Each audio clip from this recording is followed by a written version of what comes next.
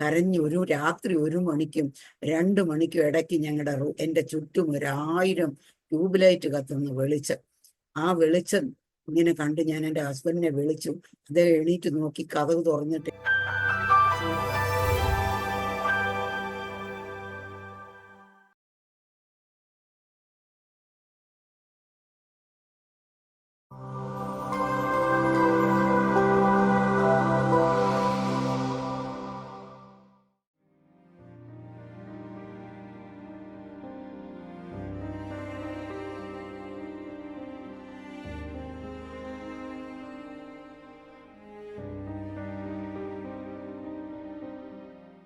Aroma ടിവിയുടെ എല്ലാ മാന്യ ശ്രോതാക്കൾക്കും വേഗം വരുന്ന കർത്താവായ യേശുക്രിസ്തുവിന്റെ നാമത്തിൽ വന്ദനത്തെയും സ്വാഗതത്തെയും അറിയിക്കുന്നു. അനുഗ്രഹീതവും മനോഹരമായ നല്ല നിമിഷങ്ങൾക്കായി, നല്ല ദിവസത്തിനായി ഞാൻ കർത്താവിന് സ്തോത്രം ചെയ്യുന്നു.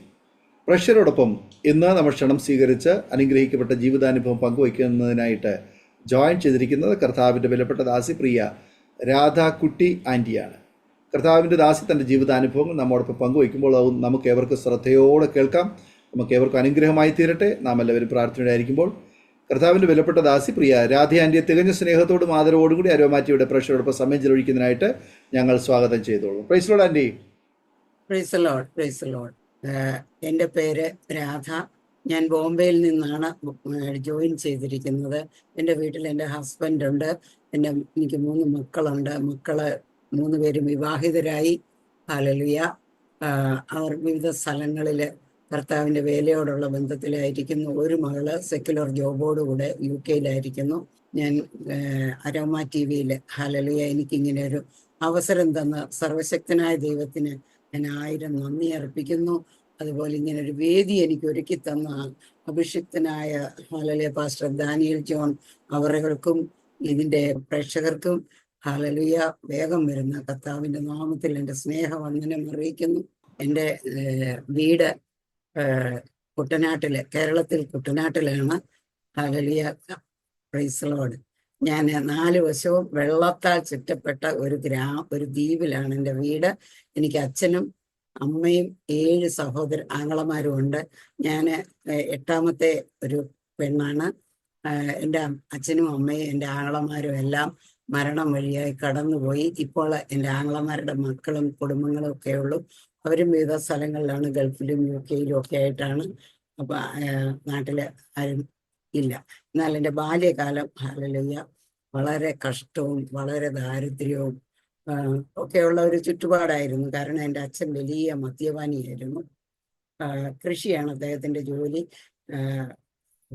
ആങ്ങളമാര് എൻ്റെ വളർന്നപ്പോൾ എൻ്റെ അച്ഛനേക്കാളും മദ്യപാനികളും ചീട്ടുകളിയും കൂടെ ഉണ്ടായി അവർക്ക്. അപ്പൊ പിന്നെ വീട് മൊത്തം ഒരു തകർച്ചയുടെ വക്കിലായിരുന്നു. എൻ്റെ ബാല്യകാലം മുഴുവനും ഞാൻ ആ തകർച്ച മാത്രമേ കണ്ടിട്ടുള്ളൂ. അവരാരും സ്കൂളിൽ പോയില്ല, പഠിച്ചില്ല. അവരെയും സ്നേഹിക്കാനും സംരക്ഷിക്കാനും ആരും ഉണ്ടായിരുന്നില്ല എന്നുള്ളതൊരു കാര്യം വാസ്തവമാണ്. അതുകൊണ്ടായിരിക്കണം അവരങ്ങനെയായി തീർന്നത്. എന്നാൽ അതിൻ്റെ മധ്യത്തിലും എനിക്ക് പഠിക്കുവാൻ വളരെ ആഗ്രഹമായിരുന്നു. ഞാൻ സ്കൂളിൽ പോയി പഠിച്ചു. 10ാം ക്ലാസ് പാസ്സായി. എനിക്ക് മുന്നോട്ട് പഠിക്കാൻ വലിയ ആഗ്രഹമായിരുന്നു. എന്നാൽ എന്നെ പഠിപ്പിക്കാൻ ആരും ഉണ്ടായിരുന്നില്ല, ആരും താല്പര്യപ്പെട്ടില്ല. ഞാൻ പിന്നെ അടുത്ത വീടുകളിലെ കുട്ടികളെയൊക്കെ ട്യൂഷൻ പഠിപ്പിച്ചിട്ട് ഞാൻ ടൈപ്പ് ഷോർട്ട് ഹാൻഡ് പഠിച്ചു. പിന്നെ അമ്മയാണ് വീടെല്ലാം കൂലിവേല ചെയ്ത് പാടത്ത് പണിയൊക്കെ ചെയ്ത് അമ്മയാണ് വീട് നടത്തി പോകുന്നത്. ഹല്ലേലൂയ. അപ്പൊ ഞാൻ അമ്മയെ സഹായിക്കാൻ ഞാനും കൂടെ അമ്മയുടെ കൂടെ എല്ലാ പണിക്കും, പാടത്ത് പണിക്ക്, കൊയ്യാനും മിതിക്കാനും ഞാറ് നടാനും ഒക്കെ അമ്മയുടെ കൂടെ പോയി ഞാൻ അമ്മയെ സഹായിച്ചു. അങ്ങനെയാണ് ഞാൻ പഠിച്ചത്. അപ്പോഴെൻ്റെ അലച്ചിൽ കണ്ടിട്ട് എൻ്റെ വീടിനടുത്തുള്ള ഒരു ആൻറ്റിയാണ് എന്നെ ബോംബെയിലേക്ക് കൊണ്ടുവന്നത്. ജോലി വാങ്ങിച്ചു തരാമെന്ന് പറഞ്ഞു. അങ്ങനെ ഞാൻ ബോംബെയിൽ വന്നപ്പോഴാണ് മനസ്സിലായത് എന്നെ ജോലി വാങ്ങിച്ചു തരാനല്ല, എന്നെ ജോലിക്കാണ് കൊണ്ടുവന്നത്. ഞാൻ അവരുടെ കൂടെ 2 വർഷം കഴിഞ്ഞു. അതിനുശേഷം 2 വർഷം കഴിഞ്ഞപ്പോൾ എനിക്ക് ഇംഗ്ലീഷ് അറിയത്തില്ല, എനിക്ക് ഹിന്ദി അറിയത്തില്ല. എനിക്ക് ജോലി വാങ്ങിച്ചു തരാൻ എനിക്ക് പരിചയമുള്ള ആരുമില്ല. അങ്ങനെ ഞാൻ ഒരുപാട് വിഷമിച്ചു. പിന്നെ തിരിച്ച് നാട്ടിൽ പോകാൻ എൻ്റെ വീട്ടിലെ സാഹചര്യം നിമിത്തം എനിക്ക് ഒട്ടുമേ മനസ്സുണ്ടായില്ല. അതിനേക്കാൾ ഇവിടെ ഞാൻ മരിക്കുന്നതാണ് നല്ലതെന്ന് വിചാരിച്ചു. അങ്ങനെ ഞാൻ കഴിയുമ്പോൾ എനിക്ക് ഒരു ആൻറ്റി ജോലി ചെയ്യുന്ന ഹോസ്പിറ്റലില് ഓഫീസിൽ ഒരു ജോലി, അവരുടെ കൂടെ ജോലി ചെയ്ത ഒരു സ്റ്റാഫ് നേഴ്സ് എനിക്ക് ജോലി ശരിയാക്കി തന്നു. എനിക്ക് സ്റ്റെനോഗ്രാഫറായിട്ട് ജോലി വാങ്ങിച്ചു തന്നു. ഞാൻ ആ ജോലിക്ക് പോയിട്ട് തിരിച്ച് വീട്ടിൽ വന്നപ്പോൾ അവിടുത്തെ ആൻറ്റി പറഞ്ഞു, ഇവിടെ ജോലിക്ക് പോവുകയാണെങ്കിൽ ഇവിടെ താമസിക്കാൻ പറ്റത്തില്ല. ആക്ച്വലി ആൻറ്റി വിചാരിച്ചു ഞാൻ ജോലിക്ക് ആരും ഇല്ലാത്തത് കൊണ്ട് ഞാൻ ജോലി വിട്ട് കളയും എന്നാണ് വിചാരിച്ചത്. പക്ഷേ എൻ്റെ കൂടെ ടൈപ്പും ഷോർട്ട് ഹാൻഡും പഠിക്കുന്ന ഒരു വിയപുരത്തുകാരി, ഒരു മോളി എന്ന് പറഞ്ഞൊരു കുട്ടി ഉണ്ടായിരുന്നു.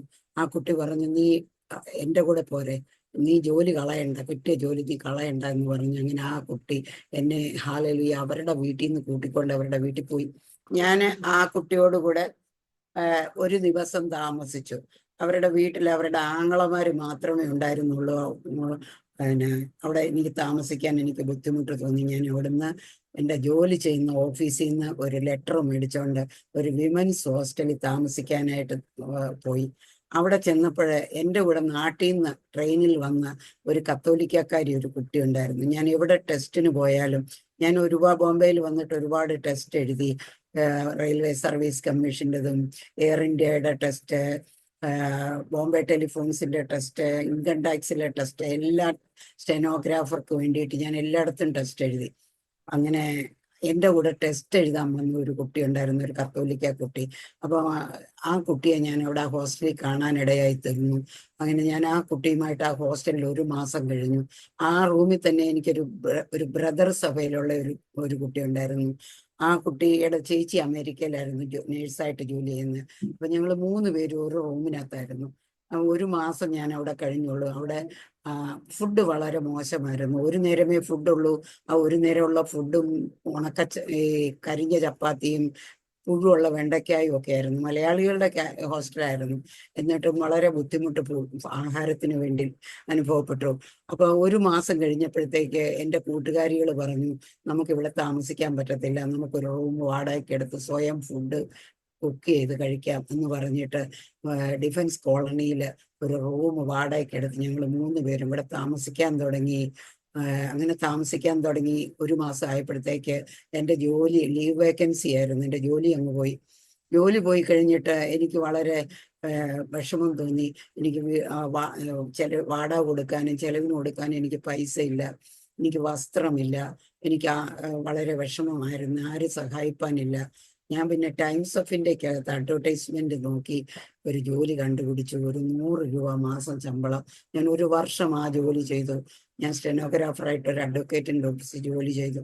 അങ്ങനെ ഒരു വർഷം അടുക്കാറായപ്പോൾ ഒരു ദിവസം ആ അഡ്വക്കേറ്റ് പുറത്തു പോയിച്ച് 7 മണിയായപ്പോൾ വന്നു. എനിക്ക് ജോലി കഴിഞ്ഞ് വീട്ടിൽ ഇറങ്ങി പോകേണ്ട സമയമായപ്പോൾ വന്നിട്ട് എനിക്കൊരു 5-8 ലെറ്റർ ഡിക്റ്റേഷൻ തന്നു. ഡിക്റ്റേഷൻ തന്നിട്ട് എന്നോട് പറഞ്ഞു, ഇന്ന് അർജന്റായിട്ട് പോകേണ്ട ലെറ്ററാണ് ഈ ലെറ്റർ എന്ന് പറഞ്ഞു. ഞാൻ പറഞ്ഞു, എനിക്ക് പറ്റില്ല, ഇനി എനിക്ക് ഇരുന്ന് ടൈപ്പ് ചെയ്യാൻ, ഞാൻ നാളെ ടൈപ്പ് ചെയ്ത് തരാമെന്ന് പറഞ്ഞു. എന്നിട്ട് ഞാൻ ആ ബുക്ക് ഡ്രോയിലിട്ടു. അപ്പൊ അയാൾ പറഞ്ഞു, നാളെ വരണ്ടെന്ന് പറഞ്ഞു. അങ്ങനെ എൻ്റെ ജോലി അതും പോയി. പിന്നെ എനിക്ക് വീട്ടിൽ ഞാൻ തിരിച്ചു വന്നു. ഞാൻ എൻ്റെ ഫ്രണ്ട്സിനോട് പറഞ്ഞില്ല എൻ്റെ ജോലി പോയി എന്നുള്ളത്. കാരണം എനിക്ക് ഈ അക്കോമഡേഷനും കൂടെ പോകുമോ എന്നുള്ള ഒരു ഭയമായിരുന്നു. കാരണം ജോലി ഇല്ലെങ്കിൽ ഇപ്പൊ തന്നെ ഓൾറെഡി എനിക്ക് 150 രൂപ ചെലവിനാകും. 100 രൂപ എനിക്ക് ശമ്പളം കിട്ടുന്നുള്ളൂ. ബാക്കി ആ കൂട്ടുകാരികളെ മാനേജ് ചെയ്യുന്നത്. ഇനി എനിക്ക് ജോലിയില്ലെന്ന് പറഞ്ഞാൽ എനിക്ക് തിരിച്ച് നാട്ടിൽ പോകേണ്ടി വരും എന്നുള്ള ഭയം കൊണ്ട് ഞാൻ അവരോട് പറഞ്ഞില്ല. പിറ്റേ ദിവസം ഞാൻ ടൈംസ് നോക്കിയിട്ട് ഞാൻ ഒരു ഇന്റർവ്യൂവിന് പോയി. പക്ഷെ ഇന്റർവ്യൂവിന് പോകാൻ എൻ്റെ കയ്യിൽ ടിക്കറ്റ് എടുക്കാൻ പൈസ ഇല്ലായിരുന്നു. ഞാൻ വിത്തൗട്ട് ടിക്കറ്റിലാണ് ഞാൻ പോയത്. പരേലിൽ ഇറങ്ങി വർളിയിലുള്ള ഒരു ഓഫീസിൽ അവിടെ ഞാൻ പരേല് വരെ ഞാൻ വിത്തൗട്ട് ടിക്കറ്റിൽ പോയേച്ച് പരേലിൽ നിന്ന് ഞാൻ നടന്ന് വറളിയിലെത്തിയപ്പം വലിയൊരു 10-25 നിലയുള്ള ഒരു വലിയ കെട്ടിടമാണ് ഈ ഓഫീസിലെ അഡ്രസ്സ്. അവിടെ ചെന്ന് എപ്പോഴത്തേക്ക് ലിഫ്റ്റിൽ പോകണം. ഞാൻ ആദ്യമായിട്ട് ലിഫ്റ്റ് കാണുക. എനിക്ക് ഭയങ്കര പേടി തോന്നി ആ ലിഫ്റ്റിൽ കയറാനായിട്ട്. അപ്പൊ ഞാൻ അവിടെ കയറാതെ പേടിച്ചിട്ട് ഞാൻ അവിടെ നിന്ന് തിരിച്ചിറങ്ങി ഞാൻ വീട്ടിൽ വന്നു. ഞാൻ ആ വീട്ടിൽ വന്നിട്ട് ഞാൻ എൻ്റെ ഫ്രണ്ട്സിനോട് പറഞ്ഞില്ല. എൻ്റെ ഫ്രണ്ട്സ് ജോലിക്ക് പോയിരിക്കുക. ഞാൻ ആ റൂമിനകത്ത് കയറി കതകടച്ച് ഞാൻ അങ്ങ് കരയാൻ തുടങ്ങി. എനിക്ക് വീട്ടിൽ പോകാൻ ഇഷ്ടമില്ല, വീട്ടിൽ പോകാനൊട്ട് പൈസയും ഇല്ല. അങ്ങനെ ഞാൻ ഇരുന്ന് കരഞ്ഞുകൊണ്ടിരിക്കുമ്പോൾ ഞങ്ങളുടെ വീടിന്റെ വാതിക്കൽ ഒരു കതവ് മുട്ടി ശബ്ദം കേട്ടു. കൂട്ടുകാരി ആയിരിക്കും എന്ന് വിചാരിച്ച് ഞാൻ നിന്ന് കതവ് തുറന്നപ്പോഴേ എൻ്റെ കൂട്ടുകാരിയുടെ കൂടെ ബോംബെ ടെലിഫോൺസിൽ ജോലി ചെയ്യുന്ന അവളുടെ കൂട്ടുകാരിയുടെ ഹസ്ബൻഡ് ഞങ്ങളുടെ ഓപ്പോസിറ്റിൽ താമസിക്കുന്നുണ്ട്. അവരെവിടെ പുറത്തു പോവുക. അപ്പൊ അദ്ദേഹത്തിന്റെ കൂടെ അദ്ദേഹത്തിന്റെ ജ്യേഷ്ഠന്റെ മകനും കൂടെ ഉണ്ട്. അവർ രണ്ടുപേരും കൂടെ ചാവി തരാൻ വന്നതാ. താക്കോൽ എൻ്റെ കയ്യിൽ തന്നിട്ട് പുറത്തു പോകാൻ വന്നതാ. അപ്പൊ അകത്ത് എന്നെ കതവ് തുറന്നപ്പോ ഞാൻ കരഞ്ഞോണ്ടാ കതവ് തുറന്നത്. കരഞ്ഞോണ്ടിരിക്കുവായിരുന്നു. അങ്ങനെ ആ കതവ് തുറന്നു. അപ്പൊ കതവ് തുറന്നത് അപ്പോഴേ രാധ എന്തിനാ കരയുന്നത് എന്ന് ചോദിച്ചു. ഞാനൊന്നും പറഞ്ഞില്ല. അദ്ദേഹം കതവ് തള്ളി തുറന്നകത്ത് കയറിയിട്ട് പറഞ്ഞിട്ടേ പോകുന്നുള്ളൂ. ഇപ്പൊ എന്തിനാ കരയുന്നത്, പറയണമെന്ന് പറഞ്ഞു. അപ്പൊ പിന്നെ എനിക്ക് പറയേണ്ടി വന്നു. ഞാൻ പറഞ്ഞു, ഞാൻ ഇന്ന് വിത്തൗട്ട് ടിക്കറ്റില്ല ഇന്റർവ്യൂവിന് പോയത്. ഞാൻ പോകുമ്പോഴും വരുമ്പോഴും TC വരരുതേ എന്ന് പ്രാർത്ഥിച്ചുകൊണ്ടാണ് പോയത്. പക്ഷെ ഞാൻ തിരിച്ചു വന്നു. വരെയും TC വന്നില്ല, എന്നെ പിടിച്ചില്ല. എന്നെ പിടിച്ചിരുന്നെങ്കിൽ ഞാൻ ജയിലിലാകുമായിരുന്നു. എന്നെ സഹായിക്കാൻ ആരുമില്ല, ആരും ഒട്ടും അറിയത്തില്ല. അന്ന് ഫോണിന്റെ ഒന്നും സൗകര്യം ഇല്ലല്ലോ, ആരെ അറിയിക്കാനും പറ്റത്തില്ല. അങ്ങനെ ഞാൻ വളരെ വിഷമിച്ച് ഞാനത് പറഞ്ഞപ്പോൾ അദ്ദേഹം എൻ്റെ കയ്യിൽ നിന്ന് എൻ്റെ ബയോഡേറ്റ മേടിച്ച് അദ്ദേഹത്തിന്റെ ജ്യേഷ്ഠന്റെ മകന്റെ കയ്യിൽ കൊടുത്തു. എന്നിട്ട് പറഞ്ഞു, ഇവൾക്കൊരു ജോലി വാങ്ങിച്ചു കൊടുക്ക എന്ന് പറഞ്ഞു. അങ്ങനെ പിറ്റേ ദിവസം തന്നെ അദ്ദേഹം ടൈംസ് ഓഫ് ഇന്ത്യക്കകത്ത് അഡ്വർടൈസ്മെന്റ് കൊടുത്ത് എനിക്കൊരു ജോലി ശരിയാക്കി തന്നു. നല്ലൊരു ഭേദമായൊരു എക്സ്പോർട്ട് ഓഫീസിൽ എനിക്ക് നല്ലൊരു ജോലി വാങ്ങിച്ചു തന്നു. ഞാൻ അങ്ങനെ ആ ജോലി ചെയ്തുകൊണ്ട് ഇരിക്കുമ്പോൾ, പക്ഷെ എൻ്റെ കുടുംബ പശ്ചാത്തലത്തിൽ ഞങ്ങൾ ഹിന്ദു കുടുംബത്തിൽ ജനിച്ചതാണ്. ഞാൻ ബാല്യം മുതൽ എൻ്റെ ചുറ്റുപാട് അങ്ങനെ വളരെ ദയനീയമായിരുന്നത് കൊണ്ട് ഞാൻ എപ്പോഴും എൻ്റെ അമ്മയുടെ കഷ്ടപ്പാട് കണ്ടിട്ട് വളരെ നീറ്റലും വേദന എൻ്റെ മനസ്സിന്. അത് കാരണം ഞാൻ എപ്പോഴും അമ്പലത്തില് ഒരു ദൈവസഹായം തേടുന്ന ഒരു സ്വഭാവമായിരുന്നു. എപ്പോഴും എനിക്കൊരു ദൈവസഹായം വേണം. എനിക്ക് എപ്പോഴും ഭയമാണ് ഉള്ളില്. അങ്ങനത്തെ ഞാൻ ബോംബെ വന്നിട്ടും ഞാൻ എല്ലാ ക്ഷേത്രങ്ങളിലും എൻ്റെ ദൈവത്തെ തേടി പോകും. ഏതാണ് ദൈവമെന്ന് എനിക്കറിയത്തില്ല. എൻ്റെ കൂട്ടുകാരികൾ ക്രിസ്ത്യൻസ് ആണ്, അവർ പള്ളിയിൽ പോകും.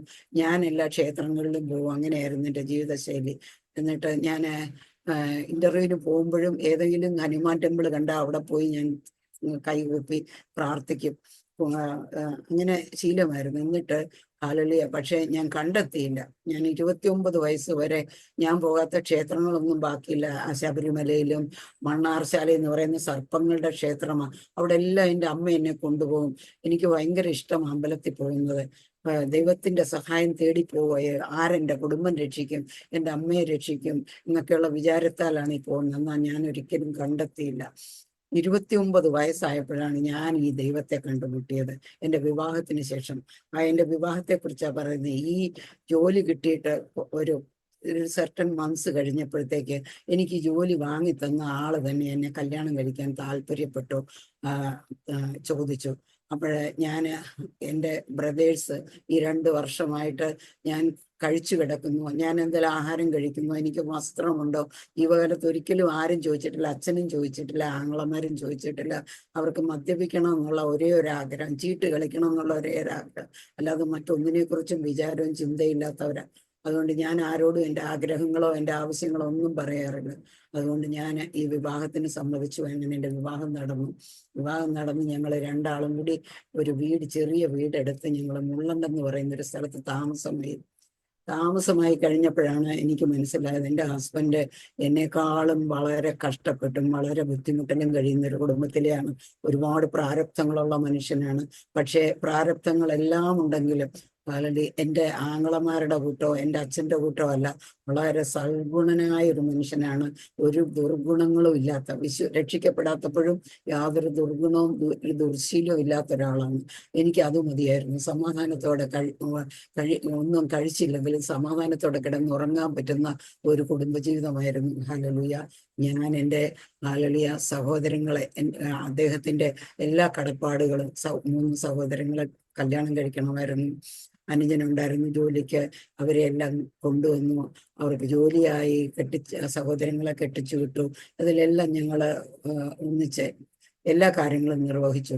അപ്പോഴെനിക്ക് പെട്ടെന്ന് എനിക്ക് ഡിഫൻസിൽ എനിക്ക് സ്റ്റെനോഗ്രാഫറായിട്ട് ജോലി കിട്ടി. എൻ്റെ വിവാഹം കഴിഞ്ഞ് 1 വർഷം കഴിഞ്ഞാണ് എനിക്ക് ഡിഫൻസ് ജോലി കിട്ടുന്നത്. അത് ഞങ്ങൾക്കൊരു വലിയ ആശ്വാസമായി. അതിനുശേഷം ഡിഫൻസിൽ ജോലി കിട്ടിക്കഴിഞ്ഞ് ഞങ്ങളുടെ മൂത്ത കുഞ്ഞായി. അപ്പോഴെൻ്റെ അമ്മ നാട്ടിൽ നിന്നും വന്നു കുഞ്ഞിനെ നോക്കാനായിട്ട്. എൻ്റെ അമ്മ ഇവിടെ വന്നു. എൻ്റെ അമ്മ എൻ്റെ കൂടെ ഉണ്ടായിരുന്നു. അമ്മയാണ് കുഞ്ഞിനെ വളർത്തിയത്.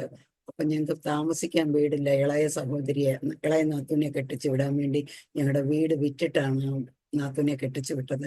അപ്പൊ ഞങ്ങൾ പിന്നീട് 11 മാസം ഞങ്ങൾ ഡിഫൻസ് കോളനിയിൽ വാടകയ്ക്ക് താമസിച്ചു. അത് ഞങ്ങൾക്ക് ഭയങ്കര വിഷമമായി മാറി.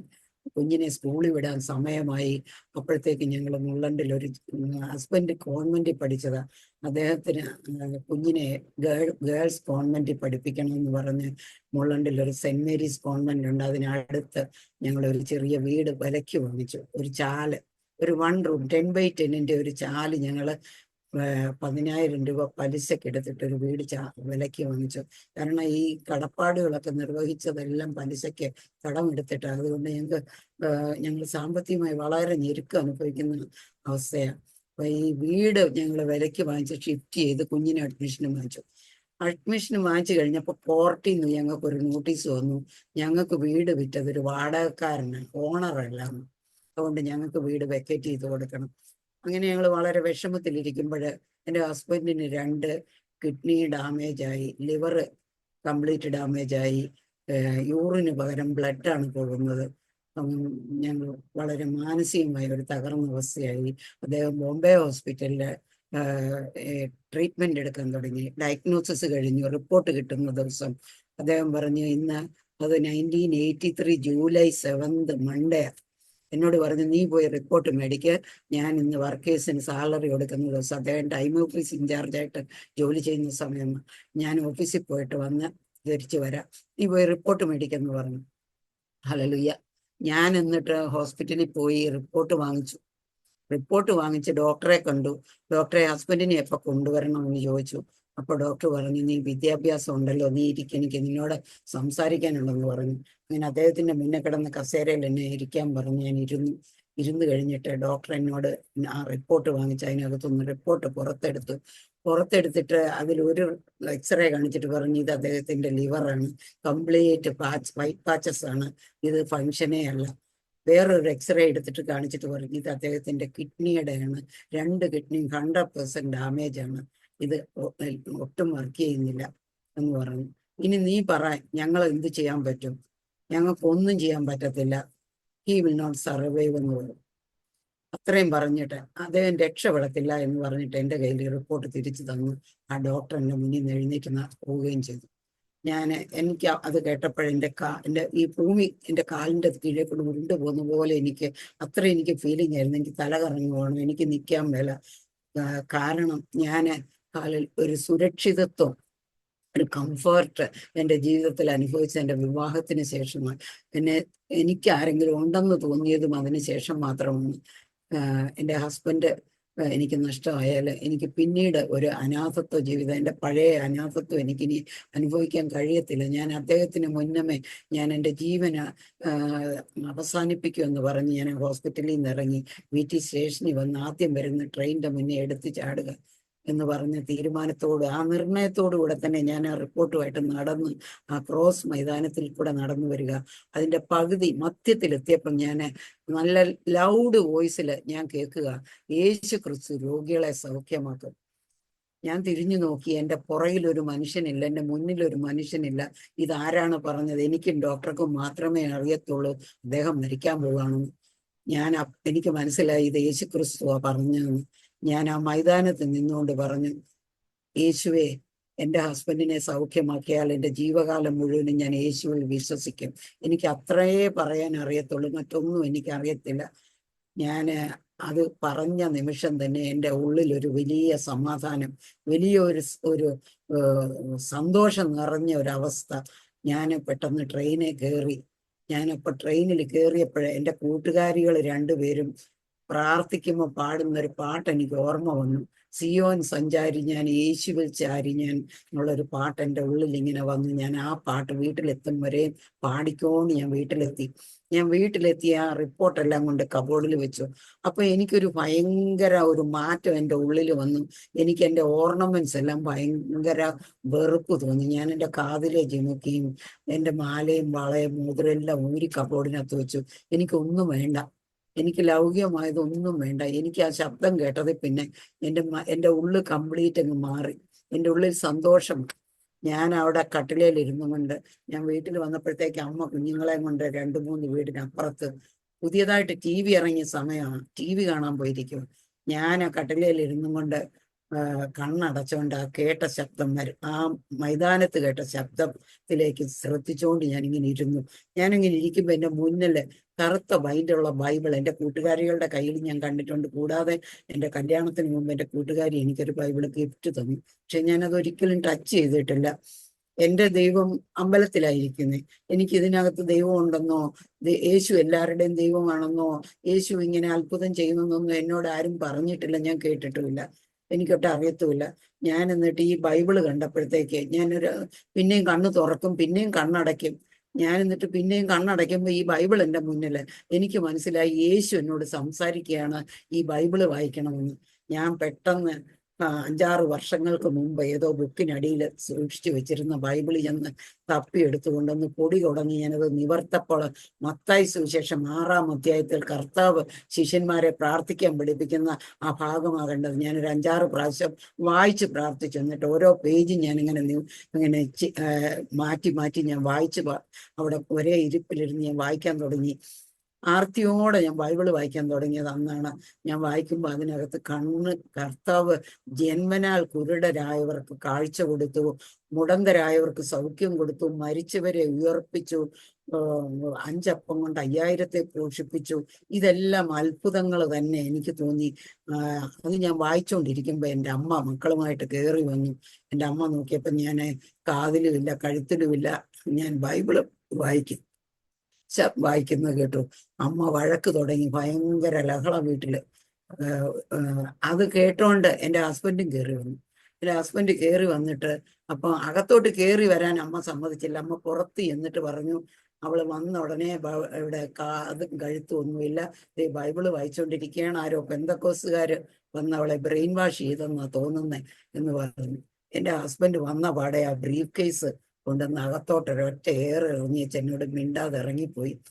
പിന്നെ ഞാൻ അദ്ദേഹത്തെ കാണുന്ന രാത്രി 9 മണിക്ക് ഒരിക്കലും മദ്യപിക്കാത്ത മനുഷ്യൻ അന്ന് കുടിച്ച് ഫ്രൂസായിട്ട് കയറി വന്ന് റൂമിനകം മുഴുവനും ഛർദ്ദിച്ച് ആ ഛർദ്ദിലിനകത്ത് ബോധമില്ലാതെ കിടന്നു.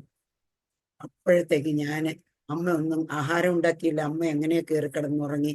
കുഞ്ഞുങ്ങൾക്ക് ആഹാരം കൊടുത്തില്ല. ഞാൻ ആ ഛർദിലെല്ലാം കോരിക്കളഞ്ഞ് അദ്ദേഹത്തെ ഒരു തുണി നനച്ചു കൊണ്ടുവന്ന് തുടച്ച് കട്ടിലയിലോട്ട് എടുത്ത് കയറ്റി കിടത്തി. അത് കഴിഞ്ഞപ്പോഴാണ് എൻ്റെ അതുവരെയുള്ള സകല സന്തോഷവും സകല സമാധാനവും എൻ്റെ നിന്ന് മാറിപ്പോയി. അതുവരെ ഞാൻ ആ നിലത്ത് കുത്തിയിരുന്ന് കരയാൻ തുടങ്ങി. എല്ലാവരും ഉറങ്ങി. ഞാൻ ഏങ്ങി ഞാൻ കരയാൻ തുടങ്ങി. എൻ്റെ ജീവൻ മുഴുവനും തകർന്നു. എന്നെ ദൈവത്തിൽ ആശ്രയിക്കാൻ പോലും ആരും അനുവദിക്കുന്നില്ലല്ലോ എന്ന് പറഞ്ഞ് ഞാൻ കരയാൻ തുടങ്ങി. കരഞ്ഞ് രാത്രി 1 മണിക്കും 2 മണിക്കും ഇടയ്ക്ക് എൻ്റെ ചുറ്റും 1000 ട്യൂബ് ലൈറ്റ് കത്തുന്ന വെളിച്ചം. ആ വെളിച്ചം ഇങ്ങനെ കണ്ട് ഞാൻ എൻ്റെ ഹസ്ബൻഡിനെ വിളിച്ചു. അദ്ദേഹം എണീറ്റ് നോക്കി, കതക് തുറന്നിട്ടില്ല. എൻ്റെ വിചാരം 7-ാം തീയതി സാലറിയാണ്, നമ്മളവിടെ പുതിയ താമസക്കാരാണ്, ആരെങ്കിലും അത് അറിഞ്ഞുകൊണ്ട് മോഷ്ടാക്കൾ ആരെങ്കിലും വന്നതായിരിക്കും എന്ന് വിചാരിച്ചു. ഉള്ളിൽ ഭയമായിരുന്നു. എന്നിട്ട് രണ്ടാമതും ആ പ്രകാശം വന്നു. അദ്ദേഹം എഴുന്നേറ്റ് നോക്കി, ആരുമില്ല. കതക് തുറന്ന് പുറത്തു പോയി നോക്കി, ആരെങ്കിലും ടോർച്ചടിക്കുന്നു, ആരുമില്ല. അദ്ദേഹം വന്ന് കതക് വലിച്ചടച്ച് എൻ്റെ നേരെ ഷൗട്ട് ചെയ്ത് കയറി കിടന്നുറങ്ങി. അല്പസമയം കഴിഞ്ഞപ്പോൾ വീണ്ടും അതേ വെളിച്ചം. ആ വെളിച്ചത്തോടുകൂടെ എന്നോട് പറയുക, നല്ല തണ്ടർ വോയിസിൽ പറയുക, മകളെ, എന്നിൽ ആശ്രയിക്കാൻ ഞാൻ നിന്നെ സഹായിക്കും, ഞാൻ നിന്നെ ശക്തീകരിക്കും. ആ ശബ്ദം ഞാൻ നല്ല വളരെ ലൗഡ് വോയിസിലാണ് കേട്ടത്. അത് കേട്ട് കഴിഞ്ഞ് ഞാൻ പിന്നെ കരഞ്ഞില്ല. ഞാൻ കയറി കിടന്ന് സുഖമായിട്ട് ഉറങ്ങി. രാവിലെ ഞാൻ ഈ റിപ്പോർട്ടെല്ലാം എൻ്റെ ഹസ്ബൻഡിനെ എടുത്ത് കൊടുത്തു, ഡോക്ടറുടെ മരണവിധിയും കൊടുത്തു. അത് കൊടുത്തു കഴിഞ്ഞപ്പോഴത്തേക്ക് ഞാൻ പിന്നെ യേശുവിൻ്റെ ശബ്ദം കേട്ടതും രാത്രിയിൽ 3-ാമത്തെ പ്രാവശ്യം മകളെ, എന്നിൽ ആശ്രയിക്കുക എന്ന ശബ്ദം കേട്ടു. അദ്ദേഹത്തിന് അറിയാം എനിക്ക് യേശുവിനെ അറിയത്തില്ല, എനിക്ക് ബൈബിൾ അറിയത്തില്ല എന്നൊക്കെ അദ്ദേഹത്തിന് അറിയാം. ഇനി സംസാരിക്കുന്നതൊക്കെ യേശു ആണെന്ന് അദ്ദേഹം കോൺവെന്റിൽ പഠിച്ചുകൊണ്ട് അദ്ദേഹത്തിന് അതിനെക്കുറിച്ചുള്ള അവയർനെസ് ഉണ്ട്. എന്നിട്ട് അദ്ദേഹം പറഞ്ഞു, നീ വിശ്വസിക്കുന്നെങ്കിൽ വിശ്വസിച്ചോ, പക്ഷെ എന്നെ നിർബന്ധിക്കരുത്, എൻ്റെ ആൾക്കാരുണ്ട്, അവരുടെ മധ്യേ എന്നെ ക്ഷയിമാക്കരുത് എന്ന് പറഞ്ഞു. നീ പോകുന്നെങ്കിൽ പൊക്കോളാൻ പറഞ്ഞു. അത്രയും അനുവാദം കിട്ടിയപ്പോഴത്തേക്ക് എനിക്ക് സന്തോഷം തോന്നി. ഞാൻ എൻ്റെ കുഞ്ഞിനെ എടുത്തുകൊണ്ട് ഞാൻ അതുവരെ പ്രാർത്ഥിക്കാൻ അമ്പലം തോറും ഓടുമായിരുന്നു. എന്നാൽ അന്ന് എനിക്ക് പള്ളിയിൽ പോകണമെന്ന് ഭയങ്കര ആശ. പള്ളിയിൽ പോയി പ്രാർത്ഥിക്കണം. ഞാൻ കുഞ്ഞിനെ എടുത്തുകൊണ്ട് പുറത്തിറങ്ങി. മൂത്ത മോളെ പിടിച്ചോണ്ട് ഞാൻ പുറത്തിറങ്ങി. റോഡിലെത്തിയപ്പം അവള് പറഞ്ഞു, എനിക്ക് നടക്കാൻ മേല മമ്മി, അവിടെ സ്കൂളിനടുത്തൊരു പള്ളിയുണ്ട്, അവിടെ പോയി പുറത്ത് നിന്ന് പ്രാർത്ഥിച്ചിട്ട് വരാം. ഞങ്ങൾ അങ്ങനെയാണ്, ക്ഷേത്രം അടച്ചാലും എൻ്റെ പുറത്ത് പോയി 7 വലം വെച്ച് കുമ്പിട്ട് പ്രാർത്ഥിച്ചിട്ട് പോരും. അതുപോലെ പള്ളിയിൽ പോയിട്ട് ചെയ്തിട്ട് വരാമെന്നാ, വേറെ പ്രാർത്ഥനയൊന്നും എനിക്കറിയില്ല. അപ്പൊ അങ്ങനെ വരാമെന്ന് വിചാരിച്ച് പോയതാ. പക്ഷെ ഈ കുഞ്ഞെന്ത് ചെയ്താ നടക്കത്തില്ല. അവള് പറഞ്ഞു, ഇവിടെ ഒരു ആന്റി ഉണ്ട് ആന്റി, മമ്മി അവിടെ അവരുടെ വീട്ടിൽ പ്രാർത്ഥനയുണ്ട്, ഞാൻ അവിടെ മമ്മിയെ കൊണ്ടാന്നും പറഞ്ഞ് എന്നെ അവള് പിടിച്ച് അവരുടെ വീട്ടിൽ കൊണ്ടാക്കി വെച്ചാൽ അവള് വീട്ടിലോട്ട് ഒരൊറ്റ ഓടും. ഞാൻ പിന്നെ ആന്റിയുടെ അവിടെ നിന്ന് ആന്റി എന്നെ കണ്ട് ചിരിച്ചു. ഇങ്ങനെ എന്നെ പൊട്ടില്ലാതെയും ഓർണമെന്റ്സ് ഇല്ലാതെ അവരെന്നെ ആദ്യമായിട്ട് കാണുക. അവർ കുറെ ചിരിച്ചിട്ട് എന്നോട് ചോദിച്ചു എന്ത് പറ്റി. ഞാൻ അവരോട് എല്ലാം പറഞ്ഞു കഴിഞ്ഞപ്പോഴത്തേക്ക് അവര് പറഞ്ഞു, എനിക്ക് പ്രാർത്ഥിക്കാൻ പോകണം, ഞാൻ കൊണ്ടുപോകാം. എന്നെ കൂട്ടിക്കൊണ്ട് അവരൊരു 6-7 മൈൽ ദൂരെ കഞ്ചൂർമാർക്ക് IPC എന്ന് പറയുന്ന ചർച്ചില് അവിടുത്തെ ഒരു കത്തോലിക്ക ആന്റി വിശ്വാസത്തിൽ വന്നിട്ട് 40 ദിവസം ഫാസ്റ്റിംഗ് പ്രയർ അവരുടെ വീട്ടിൽ എന്നെ കൂട്ടിക്കൊണ്ടുപോയി. ഞാൻ അവിടെ ചെന്ന് കയറിയപ്പോഴത്തേക്ക് ഒരു ഹോളിനകത്ത് കുറെ ആൾക്കാര്, അന്ന് വിയപുരം ജോർജ് കുട്ടി എന്ന് പറഞ്ഞ പാസ്റ്ററാണ് അന്ന് അവിടുത്തെ പാസ്റ്റർ ലൗഡ് സ്പീക്കർ ഒന്നും വേണ്ട, പാസ്റ്റർ പ്രസംഗിക്കുന്നത് മൈക്കിൽ കൂടെ പ്രസംഗിക്കുന്നവണ ഹല്ലേലൂയ, പ്രൈസ് ദി ലോർഡ്, ദൈവത്തിന് സ്തോത്രം. എന്നിട്ട് അവിടെ ഞാൻ ആ പ്രാർത്ഥന ഹോളിൽ കയറി. എനിക്കിതൊന്നും പരിചയമില്ല. ഞാൻ ആ കഥകിന്റെ ബാക്കിലോട്ട് മാറിയിരുന്നു, ഇവരൊക്കെ പ്രാർത്ഥിക്കട്ടെ, എനിക്കിതൊന്നും കേൾക്കണ്ടെന്ന് പറഞ്ഞ് ഞാൻ കൈ നല്ലവണ്ണം മുറുക്കി കെട്ടി കണ്ണും അടച്ച് അവിടെ ഇരുന്നു.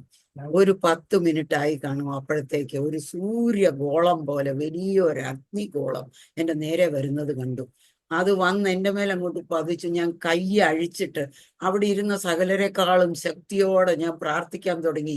അവിടെ ഇരുന്ന സകലർക്കും വേണ്ടി ഞാൻ പ്രാർത്ഥിച്ചു. എൻ്റെ ഹസ്ബൻഡിന് വേണ്ടി ഞാൻ പ്രാർത്ഥിച്ചു, എൻ്റെ പാപം ക്ഷമിക്കണമേ എന്ന് പറഞ്ഞ് പ്രാർത്ഥിച്ചു.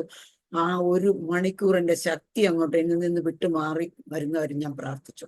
അത് കഴിഞ്ഞ് ഞാൻ ഈ ശക്തി വിട്ടു പോയപ്പോൾ ഞാൻ പുറത്ത് ചാടി ഇറങ്ങി. എനിക്ക് അവരുടെ മുഖത്ത് നോക്കാൻ നാണം തോന്നി.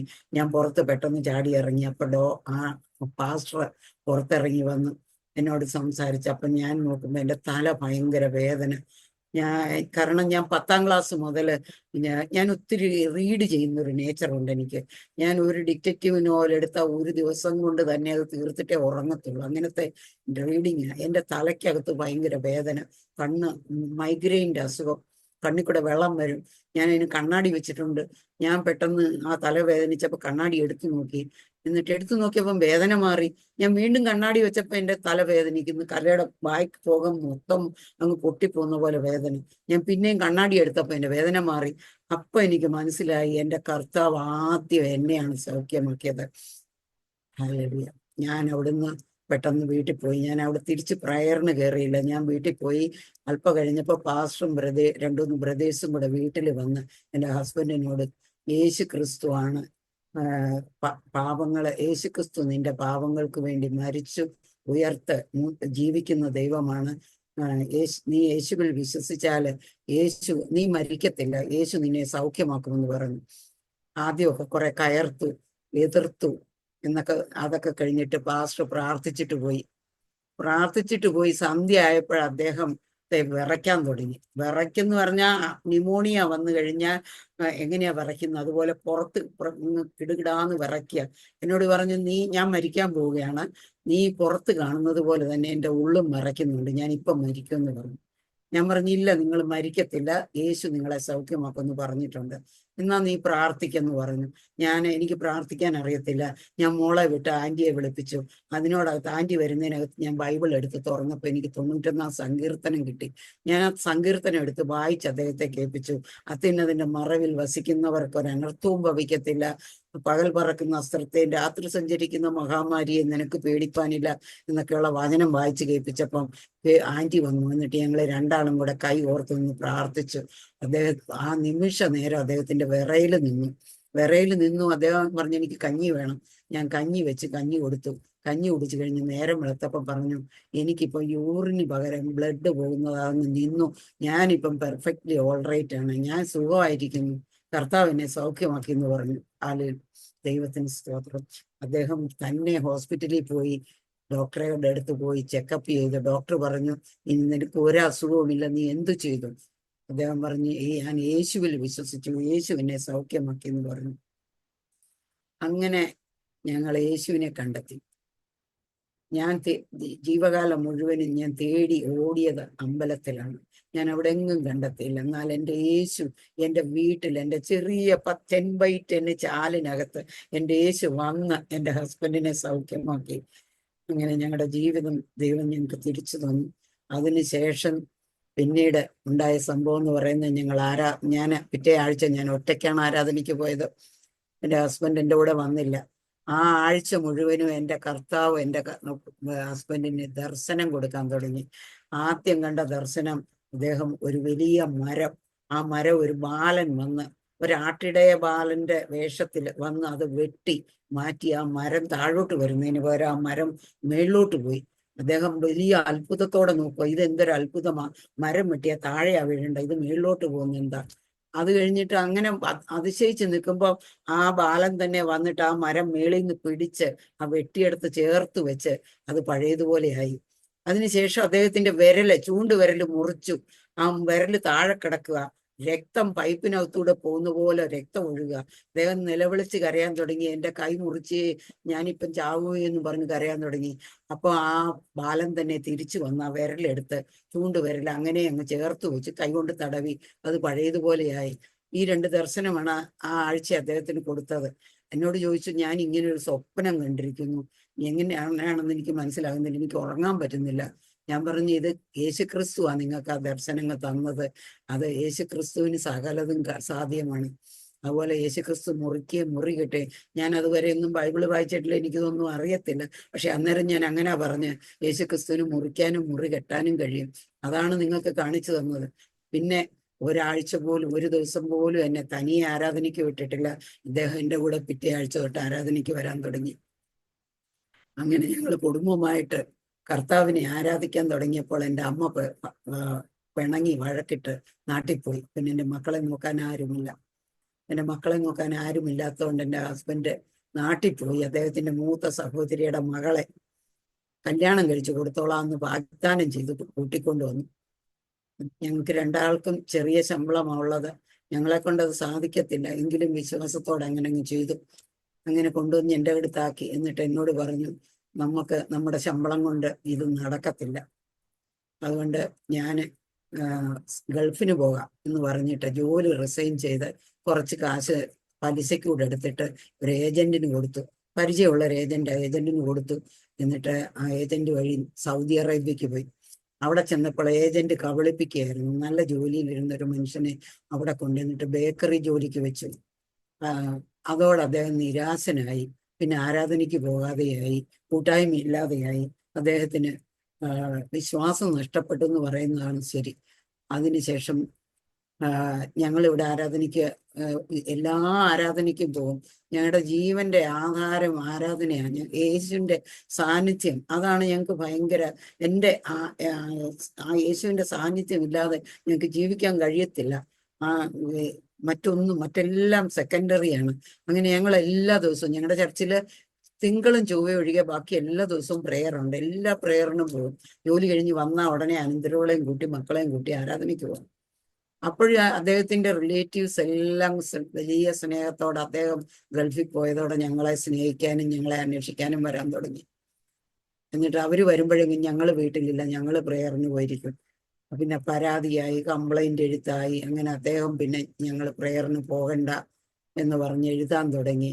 അപ്പൊ ഞാൻ അങ്ങോട്ട് അദ്ദേഹത്തിന് എഴുതി, ഞാൻ ഈ ദൈവത്തെ അന്വേഷിച്ച് ഒടുവിൽ ഞാൻ കണ്ടെത്തി, ഇനി എന്നെ ആരുപേക്ഷിച്ചെന്ന് പറഞ്ഞാലും, നിങ്ങൾ പോലും എന്നെ ഉപേക്ഷിച്ചെന്ന് പറഞ്ഞാലും ഞാൻ എൻ്റെ ദൈവത്തെ ഉപേക്ഷിക്കത്തില്ല.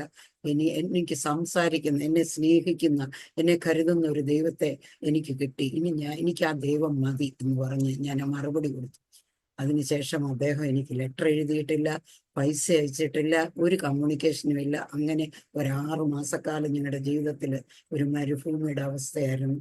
ഞാൻ ദൈവത്തോട് പ്രാർത്ഥിച്ചു, കർത്താവേ, ഞങ്ങൾ സമ്പന്നരായിട്ട് നിന്നെ തള്ളിക്കളയാനും ഞങ്ങൾ ദരിദ്രരായിട്ട് നിന്റെ നാമത്തെ നിന്ദിപ്പാനും ഇടയാക്കാതെ നിത്യവൃത്തി തന്നെ പോഷിപ്പിക്കണേ എന്ന് പറഞ്ഞ് ഞാൻ പ്രാർത്ഥിക്കുന്നു. എൻ്റെ കർത്താവിനെ നിന്ദിപ്പാനോ എൻ്റെ കർത്താവിനെ വിട്ടുമാറാനോ ഒരിക്കലും ഇടയാകരുതേ എന്ന് ഞാൻ പ്രാർത്ഥിച്ചു.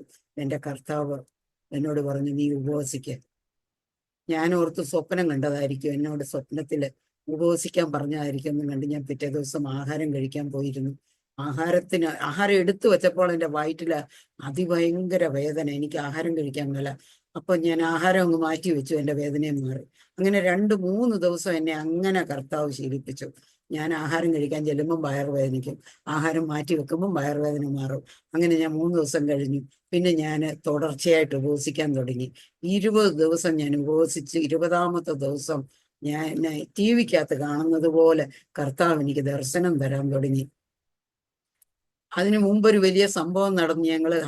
ഞങ്ങൾ സ്നാനപ്പെട്ട് ഞാനും ഹസ്ബൻഡും എൻ്റെ ഹസ്ബൻഡിൻ്റെ അനന്തരവളും കൂടെ ഞങ്ങൾ ഒന്നിച്ച് ആരാധനയ്ക്ക് പോയിട്ട് ഒരു ഫുൾ നൈറ്റ് പ്രേയറിൽ ഞങ്ങൾ രക്ഷിക്കപ്പെട്ടു. ഞങ്ങൾ ഒക്ടോബർ 2, 1983 ഞങ്ങൾ 3 പേരും കൂടെ ഒന്നിച്ചാണ് സ്നാനപ്പെട്ടത്. സ്നാനപ്പെട്ട് കഴിഞ്ഞിട്ടാണ് ഹസ്ബൻഡ് സൗദിക്ക് പോകുന്നത്. സ്നാനപ്പെട്ടതിൻ്റെ പിറ്റേ ആഴ്ച ഞങ്ങളൊരു ഫുൾ നൈറ്റ് പ്രേയറിന് ചർച്ചിൽ പോയിട്ട് ഞങ്ങൾ തിരിച്ചു വന്ന് കുഞ്ഞുങ്ങളുമായിട്ട് അകത്ത് കയറി കതവ് കുറ്റിയിടുകയും, ഞങ്ങളുടെ 22 റൂമുള്ള ബാക്കി ചാലിനകത്ത് ഒരു 5-8 മലയാളി ഫാമിലീസ് ഉണ്ട്, ഹിന്ദുക്കള്. അവരെല്ലാം മദ്യപാനികളും ചീട്ട് കളിക്കുന്നവരും കത്തിക്കുത്ത് നടത്തുന്നവരും എന്നും. അങ്ങനത്തെ ആൾക്കാരെല്ലാം കൂടെ ആ ദിവസം രാവിലെ വെളുപ്പിനെ ഞങ്ങൾ ആരാധന കഴിഞ്ഞ് അകത്ത് കയറിയതേ ഉള്ളൂ. ഞങ്ങളുടെ വീടിന്റെ മേളിൽ 1000 പടക്കം കത്തിച്ചിട്ടിട്ട് അത് വീടിന്റെ പുറത്ത് ഈ പടക്കം പൊട്ടുക കിടന്നു. മക്കൾ അലറി കരയുക, തീയ റൂമിനകത്തോട്ട് വീഴുക, മക്കൾ അലറി കരയുക, അനന്തരോളം കരയുക, പ്രാണഭയത്തിൽ കരയുക. ഹസ്ബൻഡ് ഇവരുടെ ഇടയ്ക്കോട്ട് ഇറങ്ങിപ്പോകാൻ തുടങ്ങി, കതവ് തുറന്നു. ഞാൻ പറഞ്ഞ് ഇല്ല, ഇപ്പൊ പോകരുത്, അവരുടെ ഒന്ന് എടുക്കാൻ, നമുക്ക് പിന്നെ പോകാന്ന് പറഞ്ഞ് പിടിച്ച് കട്ടിലേക്ക് കൊണ്ടിരുത്തി. ഞാൻ ആ കട്ടിലേലോട്ടിരുന്ന് കണ്ണും അടച്ച് ദൈവമേ എന്ന് വിളിച്ചു. ആദ്യമായിട്ട് ദർശനം കാണുന്നത് അങ്ങനെയാണ്. ഞാൻ ഒരു വലിയ ഫുൾ മൂണ്, ആ മൂണിനകത്ത് ഒരു വെള്ളക്കര, യഹോവയുടെ ഭുജം എനിക്ക് കാണിച്ചു തന്നു. അതിന്റെ അർത്ഥം ഒന്നും എനിക്കറിയില്ല. ഞാനത് കണ്ടു. അത് കണ്ടു കഴിഞ്ഞ് പെട്ടെന്ന് അത് മാറുകയും ചെയ്തു. അന്ന് വൈകുന്നേരം ആയപ്പോഴേ ഈ കുടിയന്മാരെല്ലാം ചെന്ന് ആരാണ്ടോടെ തല്ലും വഴക്കും ഇട്ടിട്ട് അവരെല്ലാം പോലീസ് സ്റ്റേഷനകത്തായി, ജയിലിലായി. പാതിരാത്രി ആയപ്പോൾ എൻ്റെ ഹസ്ബൻഡ് പോയിട്ട് അവരെ ജാമ്യത്തിൽ ഇറക്കിക്കൊണ്ടുവന്നു. അതിനുശേഷം ഞങ്ങൾ 6 വർഷക്കാലം ഞങ്ങൾ ആ വീട്ടിൽ ദൈവത്തെ ആരാധിച്ചു. ആരും ഞങ്ങളെ ഉപദ്രവിക്കാൻ വന്നില്ല. ഞങ്ങളെല്ലാ ദിവസവും ഞങ്ങളുടെ വീട്ടിൽ ആരാധന നടത്തി. ചർച്ചിന്റെ പ്രെയർ ബുധനാഴ്ച ദിവസം എല്ലാ ബുധനാഴ്ചയും ഞങ്ങളുടെ വീട്ടിൽ ആരാധന നടത്തി. അതിനുശേഷമാണ് അദ്ദേഹം സൗദിക്ക് പോയത്. സൗദിക്ക് പോയപ്പോൾ ഈ ഉപദ്രവിക്കാൻ വന്നവര് തന്നെ ഞങ്ങൾക്ക് സെക്യൂരിറ്റി ആയിരുന്നു എന്ന് പറയാം. ഹല്ലേലൂയ. ഞങ്ങളുടെ കുഞ്ഞുങ്ങളെ പോലും ഒരു മനുഷ്യനും തിരിഞ്ഞു നോക്കത്തില്ല, ഞങ്ങൾക്ക് കംഫർട്ടായിരുന്നു. ഹല്ലേലൂയ, ദൈവത്തിന് സ്തോത്രം. എന്നിട്ട് അതിനുശേഷം ഹസ്ബൻഡ് ഞാൻ ഈ ഉപവാസത്തിൽ 20ാമത്തെ ദിവസം ഹസ്ബൻഡിന്റെ കൈ പിടിച്ചുകൊണ്ട് ഞാൻ ഈ കുണ്ടും കുഴിയും ദുർഘട വഴിയിൽ കൂടെ ഓടുന്ന ദർശനമാണ് കാണിച്ചത്.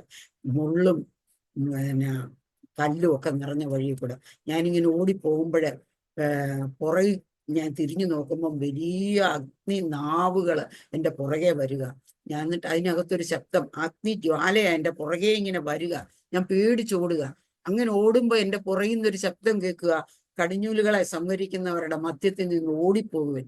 ഞാനിങ്ങനെ ഓടുക, ഓടി ഓടി ഒരു സമനിലത്തെത്തുമ്പോൾ ഞാനൊരു മാലാഖമാര് പാടുന്ന ഒരു ഇംഗ്ലീഷ് പാട്ട്, in the sweet by and by we shall meet on that beautiful shore. ആ പാട്ടിന്റെ ട്യൂണില് അതിന്റെ last word in the Lord blessing comes. ആ വേർഡ് കേട്ടുകൊണ്ടാണ് 21ാമത്തെ ദിവസം രാവിലെ ഞാൻ കണ്ണു തുറന്ന് എഴുന്നേക്കുന്നത്.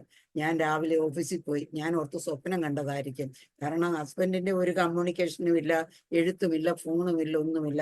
ഞാനിത് സ്വപ്നം കണ്ടതായിരിക്കുമെന്ന് ഞാൻ അങ്ങനെ വിചാരിച്ച് 21ാമത്തെ ദിവസം ഞാൻ ഓഫീസിൽ പോയി. ഞാൻ ഓഫീസിലിരിക്കുമ്പോൾ 12 മണിയാകുമ്പോൾ എനിക്കൊരു ഫോൺ വരുന്നു. എൻ്റെ ബോസിന്റെ ക്യാബിനകത്ത്. ബോസ് എന്നെ ഉള്ളിൽ വിളിച്ചു. അതിന് ഇന്റർ കണക്റ്റഡ് ഫോണാ, എനിക്ക് വേണമെങ്കിൽ പുറത്ത് തരാം അദ്ദേഹത്തിന്. അദ്ദേഹം അത് തരാതെ എന്നെ ഉള്ളിൽ വിളിച്ചു എനിക്ക് ഫോൺ തന്നു.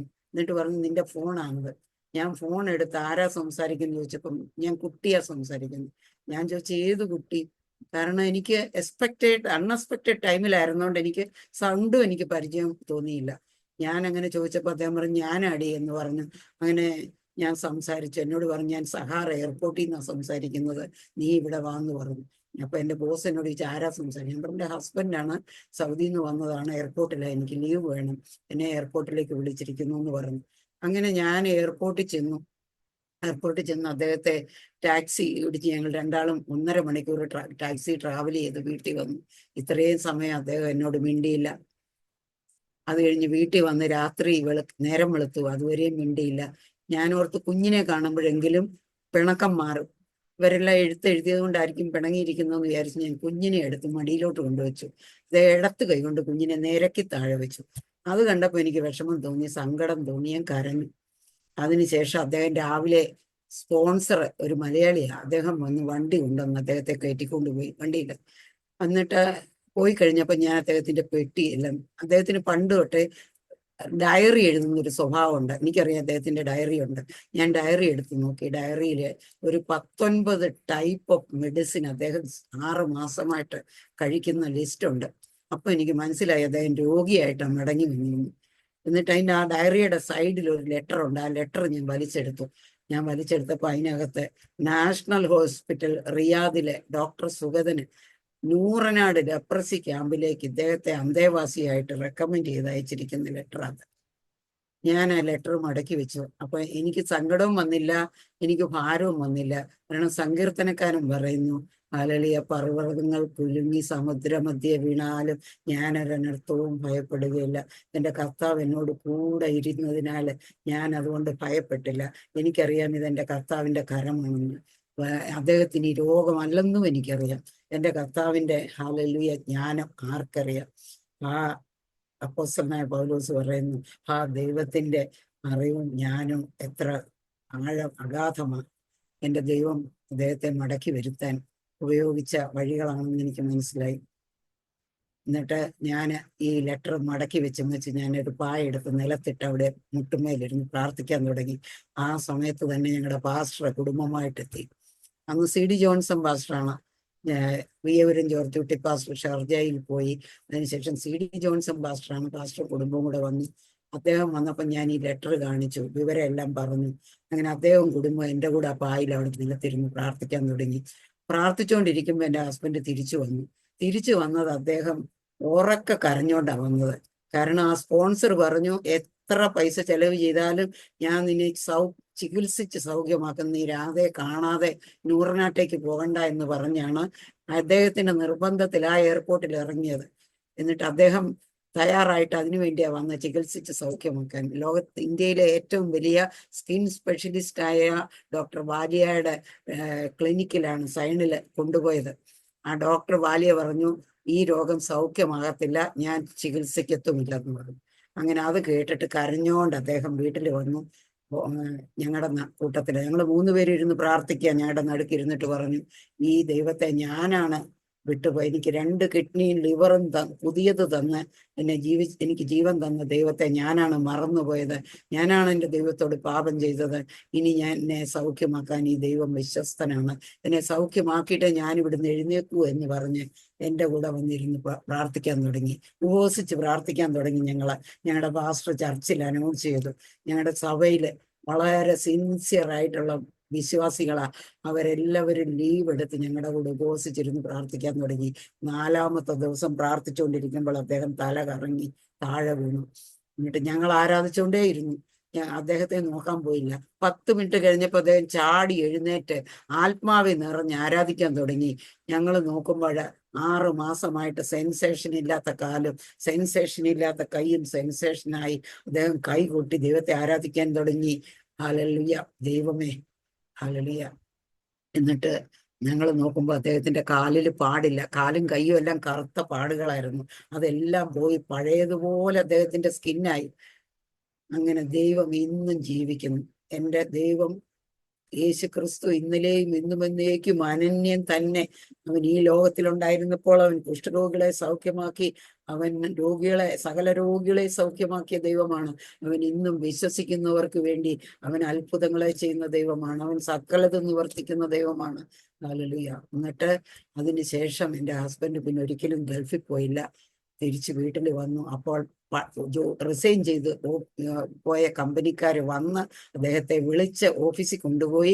ഓഫീസറായിട്ട്, ക്ലർക്കായിട്ട് ജോലി ചെയ്യുമ്പോഴാണ് വിട്ടുപോയത്. അവർ വിളിച്ചു കൊണ്ടുപോയി ഓഫീസറായിട്ട്, പേഴ്സണൽ ഓഫീസറായിട്ട് അപ്പോയിൻമെന്റ് കൊടുത്തിട്ട് അവർ തന്നെ പേഴ്സണൽ മാനേജ്മെന്റ് പഠിപ്പിക്കാൻ വിട്ടു. അപ്പൊ ഞങ്ങള് ജ്ഞാനേന്ദ്ര കുട്ടിയെ കൊണ്ടുവന്ന് കല്യാണം ഉറപ്പിച്ച് വെച്ചിരിക്കുകയായിരുന്നു. 85 മെയ് 5-ാം തീയതിക്കവിടെ കല്യാണം ഉറപ്പിച്ചിരിക്കുക. അദ്ദേഹം സൗദിയിൽ നിന്ന് 5 പൈസ കൊണ്ടുവന്നില്ല. എൻ്റെ നാട്ടിലുള്ള ഒരാളിനോട് 3000 രൂപ കടം വാങ്ങിച്ചുകൊണ്ട് അവിടുന്ന് വന്നത്. കല്യാണത്തിന് ഒരു പൈസയില്ല. എന്നാൽ ഈ കുഞ്ഞിനെ നിർത്തിയാൽ എല്ലാവർക്കും മനസ്സിലായി അദ്ദേഹത്തിന് ഈ രോഗമായിട്ടാണ് വന്നതെന്ന്. അപ്പൊ ഈ കുഞ്ഞിന്റെ കല്യാണം മുടങ്ങിപ്പോകും. പെട്ടെന്ന് തന്നെ ഞങ്ങൾ ഓഫീസിലെ ഫണ്ടിൽ നിന്ന് ലോൺ എടുത്ത് ആ കുഞ്ഞിനെ ഞാൻ തന്നെ പോയി. ഹസ്ബൻഡിന് വരാൻ പറ്റില്ല. ഞാൻ ഈ കുഞ്ഞുങ്ങളെയും കൊണ്ട് ഞാൻ നാട്ടിൽ പോയി എൻ്റെ അനന്തരവളെ കൊണ്ട് കല്യാണം കഴിപ്പിച്ചു കൊടുത്തിട്ട് ഞാൻ അതുവഴി എൻ്റെ വീട്ടിലൊന്ന് പോയി. ഞാൻ ആ ഒരു സംഭവം, എൻ്റെ ദൈവം കരുതുന്ന ദൈവമാണെന്ന്, എൻ്റെ ദൈവം എന്നെ കാണുന്ന ദൈവമാണ്, എൻ്റെ ദൈവം എന്നെ അറിയുന്ന ദൈവമാണ്. അത് പറയാനാണ് ഞാൻ ഈ സാക്ഷ്യം പറയുന്നത്. ഞാൻ ഈ അനന്തരവളെ കെട്ടിച്ചു കൊടുത്തേച്ച് ഞാൻ എൻ്റെ വീട്ടിൽ പോയി. 7 ആങ്ങളമാരും എൻ്റെ അച്ഛനും എൻ്റെ അമ്മയും എൻ്റെ വീട്ടിലുണ്ട്. ഞാൻ അവിടെ ചെന്ന പാടെ എൻ്റെ ആങ്ങള എന്നോട് പറഞ്ഞു, വന്ന പാടെ ഇറങ്ങിപ്പോക്കോണം, ഇവിടെ കയറിയേക്കരുത്, ഇവിടെ കാതും കഴുത്തും ഇല്ലാതെ കയറി വന്നിരിക്കുന്നു എന്ന് പറഞ്ഞ് കുറെ അസഭ്യങ്ങൾ പറഞ്ഞു. അതൊന്നും എനിക്കിവിടെ പറയാൻ പറ്റില്ല. എനിക്ക് പറഞ്ഞു. അത് കഴിഞ്ഞിട്ട് ഒരു ഗ്ലാസ് വെള്ളം എൻ്റെ കുഞ്ഞുങ്ങൾക്ക് കൊടുത്തില്ല, എനിക്കും തന്നില്ല, ആഹാരം തന്നില്ല. അത് കഴിഞ്ഞിട്ട് പറഞ്ഞു, ഈ 2 നിന്റെ പെൺമക്കളെ ഏത് നായ കെട്ടുപിടി ഞങ്ങൾ നോക്കുന്നുണ്ടെന്ന് പറഞ്ഞ് എന്നെ അവിടുന്ന് ഇറക്കി വിട്ടു. രാത്രി 9 മണിയായി. അപ്പോഴത്തേക്ക് ഞാൻ രാവിലെ 8 മണിക്കൂർ ട്രിവാൻഡ്രത്തു നിന്ന് യാത്ര ചെയ്ത് അവിടെ എത്തിയതാ. എന്നിട്ട് ഞാൻ ഉടൻ തന്നെ മക്കളെയും കൊണ്ട്, മക്കൾ കരയാൻ തുടങ്ങി, ഞാൻ മക്കളെയും കൊണ്ട് അവിടുന്ന് ഇറങ്ങി അപ്പോൾ തിരിച്ച് ഞാൻ തിരുവല്ല സ്റ്റേഷനിൽ വന്നപ്പോൾ രാത്രി 11 മണിയായി. ഞാൻ 11 മണിക്ക് വന്ന് സ്റ്റാളിൽ നിന്ന് എൻ്റെ മക്കൾക്ക് ആഹാരം വാങ്ങിച്ചു കൊടുത്തു. എന്നിട്ട് അവിടെ ഒരു ബെഞ്ചിലിരിക്കുക. ഞാൻ ബെഞ്ചിലിരിക്കുമ്പോൾ എനിക്ക് നാട്ടിലെ സിറ്റുവേഷൻ ഒന്നും അറിയത്തില്ല. 18 വയസ്സായപ്പം നാട്ടിൽ നിന്ന് പോന്നതാ. നാട്ടിലെ സിറ്റുവേഷൻ ഒന്നും എനിക്കറിയില്ല. എനിക്കൊട്ട് ഭയവും തോന്നിയില്ല. ഞാൻ അവിടെ ഇരിക്കുമ്പോൾ ഒരു മനുഷ്യന്, ഹസ്ബൻഡും വൈഫും ഉണ്ട്, എൻ്റെ അടുത്ത് വന്നിട്ട് എന്നോട് ചോദിക്കും, സിസ്റ്റർ എവിടെയാ പോകുന്നത്? ഞാനൊരു വിശ്വാസിയാണെന്ന് അദ്ദേഹത്തിന് മനസ്സിലായി. എന്നോട് ചോദിക്കും, സിസ്റ്റർ എവിടെയാ പോകുന്നത്? ഈ രാത്രിയിൽ ഇവിടെ ഈ പെൺകുഞ്ഞുങ്ങളുമായിട്ട് വന്നിരിക്കുന്നുണ്ട്. ഞാൻ പറഞ്ഞു, എനിക്ക് ട്രിവാൻഡ്രത്ത് എൻ്റെ ഹസ്ബൻഡിന്റെ വീടാണ്, അവിടെ പോകണം, രാത്രി 1 മണിക്ക് ട്രെയിനുള്ളൂ, അതുകൊണ്ട് ഞാൻ ഇവിടെ വെയിറ്റ് ചെയ്യുകയാണെന്ന് പറഞ്ഞു. അദ്ദേഹം പറയുന്നത്, ഈ രാത്രിയിൽ ഈ കറണ്ട് ടിക്കറ്റിൽ ജനറൽ കമ്പാർട്ട്മെന്റ് യാത്ര ചെയ്യാൻ ഒട്ടും സേഫ് അല്ല, അതും ഈ പെൺകുഞ്ഞുങ്ങളെ കൊണ്ട് എന്ന് പറഞ്ഞു. ഈ നാട് ഒട്ടും സേഫ് അല്ല സിസ്റ്റർ എന്ന് പറഞ്ഞു. ഞാൻ മിണ്ടാതെ അവിടെ ഇരുന്നു. അപ്പൊ എന്നോട് ചോദിച്ചു, ട്രിവാൻഡ്രത്ത് എവിടെയാ പോകണ്ടേ? ഞാൻ എൻ്റെ ഹസ്ബൻഡിന്റെ സ്ഥലം പറയുന്നു, അയ്യോ സിസ്റ്ററെ, ഞാൻ ആ സ്ഥലത്തെ പാസ്റ്ററാ, ഞാൻ 3 വർഷമായിട്ട് ആ ചർച്ചിലെ പാസ്റ്ററാ ഞങ്ങൾ കുടുംബമായിട്ട് ഞങ്ങൾ ഇന്ന് തിരിച്ചങ്ങോട്ട് പോവുക എന്ന് പറഞ്ഞു. എൻ്റെ ദൈവം എത്ര വിശ്വസ്തനാണ്. എൻ്റെ അച്ഛനും അമ്മയും എൻ്റെ സഹോദരങ്ങളും എന്നെ അറിഞ്ഞില്ല. ഞാൻ ഈ രാത്രിയിൽ 30 വയസ്സുള്ള ഈ കുഞ്ഞുങ്ങളെ കൊണ്ട് ഞാൻ ഈ ദേശത്ത് വന്നിട്ട് തനിയെ എങ്ങനെ പോകും, എവിടെ പോകുമെന്ന് എൻ്റെ രക്തമാംസങ്ങൾ എന്നെ അറിയാതെ വന്നപ്പോൾ എനിക്ക് വേണ്ടി ചങ്കിലെ രക്തം കൊടുത്ത എൻ്റെ കർത്താവ് എന്നെ കണ്ടു. അവൻ എന്നെ ഒറ്റയ്ക്ക് വിട്ടില്ല. എന്നെ കാത്തു സൂക്ഷിപ്പാൻ എനിക്ക് ഈ കൂട്ടിനായിട്ട് ഒരു പാസ്റ്ററെ കുടുംബമായിട്ട് എൻ്റെ അടുത്ത് അയച്ചു തന്നു. ഞാൻ ഓർക്കുന്ന എൻ്റെ ദൈവം ഒരു ദൂതനെ അയച്ചതുപോലെ എനിക്ക് തോന്നിയത്. അവരെന്നെ എൻ്റെ വീട്ടിൽ കൊണ്ടുവിട്ടു. അതിനുശേഷം ഞാൻ മടങ്ങി വീട്ടിൽ വന്നപ്പോൾ എൻ്റെ ദൈവം ഞങ്ങൾക്ക് വീടിന് വേണ്ടിയാണല്ലോ എൻ്റെ ഹസ്ബൻഡ് സൗദിക്ക് പോയത്. അവിടെ ഒന്ന് രോഗിയായിട്ടാണല്ലോ എൻ്റെ കർത്താവ് മടക്കി കൊണ്ടുവന്നത്. ഞങ്ങൾക്കൊരു വലിയ വീട് എൻ്റെ കർത്താവ് ഒരുക്കി തന്നു. ആ വീട് പഠിക്കാൻ പോയിടത്തു നിന്നൊരു ബിൽഡർ വന്നിട്ട് എൻ്റെ ഹസ്ബൻഡിനോട് പറഞ്ഞു, ഞാനൊരു ബിൽഡറാണ്, ഞാനൊരു ഫ്ലാറ്റ് നിങ്ങൾക്ക് തരാൻ പോവാ. എൻ്റെ ഹസ്ബൻഡ് പറഞ്ഞു, ഞങ്ങൾക്ക് സാമ്പത്തികം ഒന്നുമില്ല, ഞങ്ങൾക്ക് വീട് വേണ്ട എന്ന് പറഞ്ഞു. അങ്ങനെയല്ല, നിങ്ങളുടെ വൈഫ് ഗവൺമെന്റ് ജോലിയല്ലേ, ഞാൻ നിങ്ങളെ ഹെൽപ്പ് ചെയ്യാമെന്ന് പറഞ്ഞ് അന്ന് എൻ്റെ ഹസ്ബൻഡ് പഠിച്ചേച്ച് രാത്രി 11:30 ഒരു പ്ലാനും കൊണ്ടാണ് വീട്ടിലേക്ക് വരുന്നത്. അപ്പം വീട്ടിൽ ഞങ്ങൾക്കൊരു ചെറിയ ടേബിളുണ്ട്. അയൺ ചെയ്യാനും ഭക്ഷണം കഴിക്കാനും എഴുതാനും വായിക്കാനും ഒക്കെ അത് മാത്രമേ ഉള്ളൂ. വേറൊരു ഫർണിച്ചർ ഞങ്ങളുടെ വീട്ടിലില്ല. അതിന്റെ പുറത്തോട്ട് ആ വലിയ പ്ലാൻ എടുത്ത് നിവർത്തി വെച്ചിട്ട് മക്കളെ രണ്ടും എടുത്ത് 2 സൈഡിലും വെച്ചിട്ട് എന്നെ വിളിച്ചു. നമ്മൾ ഈ ബിൽഡിങ്ങിൽ ഫ്ലാറ്റ് എടുക്കാൻ പോവാം. അത് കേട്ട പാടെ ഞാൻ പറഞ്ഞു മക്കളോട്, പപ്പയ്ക്ക് എന്തോ സംതിങ് റോങ്ങാ, പപ്പയ്ക്ക് സ്ഥിരമില്ല എന്ന് പറഞ്ഞു. ഈ കയ്യിൽ 5 പൈസ ഇല്ല, നാളത്തേക്ക് മക്കൾക്ക് പാല് വാങ്ങിക്കാൻ പൈസ ഇല്ലാതിരിക്കുന്നു, നമ്മൾ ഫ്ലാറ്റ് എടുക്കാൻ പോകും. അപ്പോൾ അദ്ദേഹം എന്നെ ഷൗട്ട് ചെയ്ത്, നീ എപ്പോഴും നെഗറ്റീവാ പറയുന്നതെന്ന് പറഞ്ഞ് എന്നെ വഴക്ക് പറഞ്ഞു. എന്നിട്ട് അദ്ദേഹം ഭക്ഷണം കഴിച്ച് കിടന്നുറങ്ങി രാവിലെ ഓഫീസിൽ പോയിട്ട് നേരത്തെ വന്നിട്ട് എന്നോട് പറഞ്ഞു, ഇന്ന് ഡോംബുയിൽ ഞാൻ പോകും, എൻ്റെ കൂടെ നീയും വരും. ഞാൻ പിന്നെ അദ്ദേഹത്തെ മുഷിപ്പിക്കേണ്ടെന്ന് കണ്ട് അദ്ദേഹത്തിന്റെ കൂടെ പോയി. എന്നെ ഒരു വലിയ ബിൽഡിങ്ങിനകത്താണ് കൊണ്ടുപോയത്.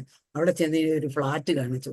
ഫ്ലാറ്റ് കണ്ടപ്പം വലിയൊരു ഹോള്, ഒത്തിരി പേർക്ക് 10-40 പേർക്ക് ഇരുന്ന് പ്രാർത്ഥിക്കാൻ പറ്റുന്ന ഒരു ഹോള്. അതേപോലെ വലിയ ഒരു ഡബിൾ ബെഡ്റൂം, ഒരു വലിയ ഡബിൾ കിച്ചണ്, 3ന്റെ ഡോറ് ഹോളിലേക്കാ ഓപ്പണ്. ഞാൻ നോക്കിയത് ഈ 3 റൂമിലും കൂടെ ഒരു 10-70 പേർക്ക് ഇരുന്ന് പ്രാർത്ഥിക്കാൻ പറ്റും. നമ്മൾ ഈ 10x10 റൂമിനകത്ത് 10-40 പേരിരുന്ന് ആരാധിക്കുന്നത്. കുഞ്ഞുങ്ങളെ ഒരു തട്ടുണ്ടാക്കി തട്ടിന്റെ മേളിൽ കുഞ്ഞുങ്ങളെ ഇരുത്തിയ ഇതുവരെ ആരാധിച്ചത്. ഇനി നമുക്ക് ഈ ഒരു റൂം കിട്ടിയാൽ നമുക്ക് ദൈവത്തെ ആരാധിക്കാൻ നല്ല സൗകര്യമാണല്ലോ. എന്റെ വിശ്വാസം അങ്ങോട്ട് വർദ്ധിക്കാൻ തുടങ്ങി. ഞാൻ ഓർത്ത് 2 കിഡ്നിയും ലിവറും കൊടുത്ത ദൈവത്തിന്, അതിനെ ഈ ലെപ്രസി സൗഖ്യമാക്കിയ ദൈവത്തിന്, എന്റെ ദൈവത്തിന് ഒന്നും അസാധ്യമല്ലെന്നുള്ള ഒരു വിശ്വാസം എൻ്റെ ഉള്ളിൽ വന്നു. ഞാനും എൻ്റെ ഹസ്ബൻഡും കൂടെ കൈ ഓർത്ത ഫ്ലാറ്റിനകത്ത് നിന്ന് പ്രാർത്ഥിച്ചു. കർത്താവേ, നിനക്കൊന്നും അസാധ്യമല്ലെന്നും നിനക്ക് സകലതും കഴിയുമെന്ന് ഞാൻ വിശ്വസിക്കുന്നു. ഈ വീട് ഞങ്ങൾക്ക് തന്നാൽ ഞങ്ങൾ ഈ വീട്ടിൽ നിന്നെ ആരാധിക്കും എന്ന് പറഞ്ഞു. ഞങ്ങൾ തിരിച്ച് പുറത്തിറങ്ങി വന്നു. ഇറങ്ങി വന്ന 6ാമത്തെ ദിവസം ആ വീട് ഞങ്ങൾ ഒരു പൈസയും കൊടുക്കാതെ ആ വീട് ഞങ്ങളുടെ പേർക്ക് ആ ബിൽഡർ എഴുതി തന്നു, രജിസ്റ്റർ ചെയ്തു. അങ്ങനെ ആ വീട്ടിൽ ഞങ്ങൾ ഷിഫ്റ്റ് ചെയ്ത് ഞങ്ങൾ ആ വീട്ടില് ദൈവത്തെ ആരാധിക്കാൻ തുടങ്ങി. ഞങ്ങൾ താമസിച്ച വീട് കോർട്ടിൽ കേസ് കിടക്കുക. ഞങ്ങൾ അപ്പീൽ കൊടുത്തു. ഞങ്ങളെ അവിടുന്ന് ഇറങ്ങണമെന്ന് പറഞ്ഞതുകൊണ്ട് അപ്പീൽ കൊടുത്തിട്ട് ആ വീടിന്റെ കേസ് ഫൈനൽ ഡേ ആയി. അതിന് പോകണം, കോർട്ടിൽ പോകണം, അറ്റൻഡ് ആവണം. എനിക്ക് പവർ ഓഫ് അറ്റോർണി തന്നിട്ട് അദ്ദേഹം സൗദിക്ക് പോയത്. എന്നോട് പറഞ്ഞു കോർട്ടിൽ പോയി അപ്പീൽ കൊടുക്കാനായിട്ട് പോകണമെന്നും പറഞ്ഞ് സൊസൈറ്റിക്കാർ മൊത്തം ചാലുകാർ വന്ന് പറഞ്ഞു. എൻ്റെ അടുത്തുള്ള സഹോദരിയും വന്ന് പറഞ്ഞു, നീ അപ്പീൽ കൊണ്ട കൊടുക്കല്ലേ, ഇവിടുന്ന് ഇറങ്ങി എവിടോട്ടാ പോകുന്നത് എന്ന് ചോദിച്ചു. അപ്പം ഞാൻ പറഞ്ഞു, അപ്പൊ എനിക്കൊരു പാട്ട് എൻ്റെ കർത്താവ് തന്നു. എന്നെ വിളിച്ചവൻ ഉണ്മയുള്ള, അവൻ കണ്ണിൻ മണി പോലെ കാക്കും, അന്ത്യം വരെ വഴുതാതെ കാക്കും എന്നുള്ള ആ പാട്ട് ഞാൻ പാടിയേച്ച് ഞാൻ തിരിച്ചു പോന്നു. പിറ്റേ ദിവസം കോർട്ടിൽ കേസാണ്. എൻ്റെ കേസ് ഫെയിലായി. വക്കീൽ ആളെ അയച്ചു. നിങ്ങൾക്ക് ഡിക്രിയാണ്, നിങ്ങൾ വീട്ടിൽ നിന്ന് ഇറങ്ങി പോകേണ്ടി വരും. ലാൻഡ് ലോർഡ് പോലീസ് സ്റ്റേഷനിൽ ലെറ്റർ കൊടുത്തിട്ടുണ്ട്, നിങ്ങൾക്ക് ഇറങ്ങി പോകേണ്ടി വരും. അപ്പോഴും എനിക്കൊരു ഭയവും തോന്നിയില്ല. ഞാൻ നിർവിചാരിയായിട്ട് അവിടെ ഇരുന്ന് ഞാൻ പ്രാർത്ഥിച്ചുകൊണ്ടിരുന്നു. 2 ദിവസം കഴിഞ്ഞപ്പോൾ ടൈംസ് ഓഫ് ഇന്ത്യ വന്ന അതിനകത്ത് ഫ്രണ്ട് പേജിൽ നല്ല വലിയ അക്ഷരത്തില് ഇങ്ങനെ വന്നിരിക്കുകയാണ്, കളക്ടർ ലാൻഡിൽ താമസിക്കുന്ന ഒരൊറ്റ ടെനൻസും വെക്കേറ്റ് ചെയ്യേണ്ട ആവശ്യമില്ല. ആരെങ്കിലും ബൈഫോഴ്സ് വെക്കേറ്റ് ചെയ്താൽ അവർ ജീവപര്യന്തം കഠിന തടവായിരിക്കുന്നു. കർത്താവ് എത്ര വിശ്വസ്തനാണ്. രാജാക്കന്മാരുടെ രേഖ മാറ്റി എഴുതിക്കുന്നവൻ. ഹല്ലേലൂയ. രാജ്യത്തിന്റെ നിയമം ഒരു ഭക്തനു വേണ്ടി മാറ്റി എഴുതിക്കുന്ന ദൈവമാണ് എൻ്റെ ദൈവം. അവന് മുഖപക്ഷമില്ല, അവന് ജാതി ഭേദം മതം ഒന്നുമില്ല. അവൻ എല്ലാവരുടെയും ദൈവമാണ്. നിലവിളിക്കുന്ന എളിയവനെയും ദരിദ്രനെയും തള്ളിക്കളയാത്തൊരു ദൈവം. ഞാൻ ആ വീട് വിറ്റിട്ടാണ് ഈ ഫ്ലാറ്റിന്റെ ഫൈനൽ പേയ്മെന്റ് കൊടുത്തത്. അങ്ങനെ ഞങ്ങൾ ഈ വീട്ടിൽ വന്ന് ഞങ്ങൾ അന്ന് മുതൽ ഞങ്ങൾ ദൈവത്തെ അവിടെ ആരാധിച്ചു. ആ ആരാധന ഒരു 3 മാസം കൊണ്ട് ആ 3 റൂമും നിറയത്തക്കണം വിശ്വാസികളായി. രായും പകലും ആരാധനയായി. അവിടെ ചെകിടറി കേൾക്കാൻ തുടങ്ങി, വിക്കൻ സംസാരിക്കാൻ തുടങ്ങി. മക്കളില്ലാത്തവർ അവിടെ വന്ന് പ്രാർത്ഥിച്ച് മക്കളായി. അങ്ങനെ ഭൂതം ബാധിച്ചവർ അവിടെ വന്ന് സൗഖ്യമായി. എന്നെ മദറിലോ അവിടെ വെച്ചാണ് എൻ്റെ അമ്മായിയമ്മ, എൻ്റെ ഹസ്ബൻഡിൻ്റെ അമ്മ വന്നു. എൻ്റെ അമ്മയ്ക്ക് വലത്ത് കാലിൻ്റെ ആ കഴലയ്ക്ക് ഒരു വലിയൊരു പേരക്കായുടെ വലുപ്പത്തിൽ ഒരു മുഴ, അതുവരെയും പ്രാർത്ഥനയ്ക്ക് ഇരിക്കാത്ത അമ്മ അന്ന് ഈ മുഴ വന്നപ്പോഴത്തേക്ക് കരഞ്ഞോണ്ട് എൻ്റെ അടുത്ത് വന്നു. ഞാൻ ഡോക്ടറെ അടുത്ത് കൊണ്ടുപോയി. ഡോക്ടർ ചെക്ക് ചെയ്തിട്ട് ടാറ്റായിലേക്ക് റെഫർ ചെയ്തു. ഞാൻ അകത്ത് കയറി കഥ അടച്ചിട്ട് പ്രാർത്ഥിച്ചു, കർത്താവേ, എനിക്ക് ഈ മക്കളുടെ എക്സാമാണ് മാർച്ച് 31 88 മാർച്ച് 31, 89 മാർച്ച് 31. ഞാൻ പറഞ്ഞു, എൻ്റെ മക്കളുടെ പരീക്ഷയാണ്, എനിക്ക് ഈ മക്കളെ നോക്കണം, വീട്ടിൽ നോക്കണം. വീട്ടിലൊരു മിക്സി ഇല്ല, ഒരു വാഷിംഗ് മെഷീൻ ഇല്ല, ഒരു ഫ്രിഡ്ജ് ഇല്ല. എല്ലാം തന്നെത്താനെ ചെയ്യുന്ന മക്കളെ ട്യൂഷൻ പഠിപ്പിക്കുന്നത് ഞാനാണ്. മക്കളെ മുള്ളണ്ടി കൊണ്ടുപോയി, ഡോമ്പിലിൽ നിന്ന് മുള്ളണ്ടി ട്രെയിനിൽ കൊണ്ടുപോയി അവിടെ കൊണ്ട് വിട്ടേച്ച് അവിടുന്ന് വീണ്ടും ട്രെയിനിൽ കയറി വിക്രോളിൽ ഓഫീസിൽ പോകണം. എനിക്ക് ഒരു ശകലം പോലും റെസ്റ്റ് ഇല്ല. എനിക്ക് ഇനി ടാറ്റായി നടക്കാൻ എനിക്ക് വയ്യ. കർത്താവെ, നീ എന്നെ സഹായിക്കാമെന്ന് വാഗ്ദാനം ചെയ്തിട്ടുണ്ട്, നീ എന്നെ സഹായിക്കണേ എന്ന് പറഞ്ഞ് ഞാൻ നിലവിളിക്കാൻ തുടങ്ങി. നിലവിളിച്ച് ഞാൻ പ്രാർത്ഥിച്ചു കഴിഞ്ഞേച്ച് ഞാൻ അമ്മയോട് ചോദിച്ചു, അമ്മയുടെ മോന് എത്ര വലിയ അത്ഭുതം ചെയ്ത് സൗഖ്യം തന്ന ദൈവത്തിന് അമ്മയ്ക്ക് വിശ്വസിക്കാമോ എന്ന് ചോദിച്ചു. അമ്മ പറഞ്ഞു വിശ്വസിക്കാമെന്ന് പറഞ്ഞു. എന്നാ ഇങ്ങ് വാന്ന് പറഞ്ഞ് ഞാൻ അമ്മയെ പിടിച്ച് എന്നെ മടിയിൽ കിടത്തിയിട്ട് ആ മുഴയുടെ പുറത്ത് കൈ വെച്ച് പ്രാർത്ഥിച്ചു. ഞാൻ അമ്മയെ വിട്ടു. അമ്മ വിശ്വസിച്ചാൽ മതി എന്ന് പറഞ്ഞു. ഞാൻ പിറ്റേ ദിവസം ഓഫീസിൽ നിന്ന് വന്നപ്പം എൻ്റെ അമ്മായിയപ്പൻ അതിനേക്കാളും ശബ്ദത്തിൽ കരയാൻ തുടങ്ങി. ഞാൻ ചോദിച്ചു, എന്തിനാപ്പ കരയുന്നേ? ഇന്നലെയും കരഞ്ഞു നിങ്ങൾ രണ്ടാളും, ഇന്നും കരയുക രണ്ടാളും, എന്താ? പറഞ്ഞു, ആ മുഴ ഇന്ന് കാണാനില്ല. മുഴ പോയപ്പോഴും അപ്പം കരച്ചില്ല. ഞാൻ പറഞ്ഞു, കർത്താവല്ലേ, കർത്താവിനൊന്നും അസാധ്യമല്ല എന്ന് പറഞ്ഞു. പിറ്റേ സൺഡേ വീട്ടിലാണ് ആരാധന. പിറ്റേ സൺഡേയില് MS ജോഷുവ പാസ്റ്ററാണ് വീട്ടിൽ ആരാധന നടത്തുന്നത്. ആ പാസ്റ്റർ വന്നപ്പോൾ എൻ്റെ അപ്പനും അമ്മയും പറഞ്ഞു, എനിക്ക് യേശു വേണം, എനിക്ക് സ്നാനപ്പെടണം എന്ന് പറഞ്ഞു. അങ്ങനെ MS ജോഷുവ പാസ്റ്റർ എൻ്റെ കൂട്ടുകാരി, ഞങ്ങൾ ഒരു കത്തോലിക്ക കുട്ടിയുടെ കൂടെ താമസിച്ച അവളുടെ ഇളയ രണ്ട് ബ്രദേഴ്സ് ഞങ്ങളുടെ കൂടെ ആരാധനയ്ക്ക് വരുന്നുണ്ട്. അവിടെ ബ്രദറും എൻ്റെ അപ്പനും അമ്മയും കൂടെ ഒന്നിച്ച് MS ജോഷുവ പാസ്റ്ററാണ് സ്നാനപ്പെടുത്തിയത്. അതിനുശേഷം എൻ്റെ ബ്രദറിൻ്റെ മോനെ, എന്നെ വീട്ടിൽ നിന്ന് അടിച്ചിറക്കി വിട്ട എൻ്റെ ബ്രദറിൻ്റെ മോനെ ഞാൻ നാട്ടിൽ നിന്ന് കൊണ്ടുവന്നു. അവൻ എൻ്റെ കൂടെ താമസിക്കുന്നത്.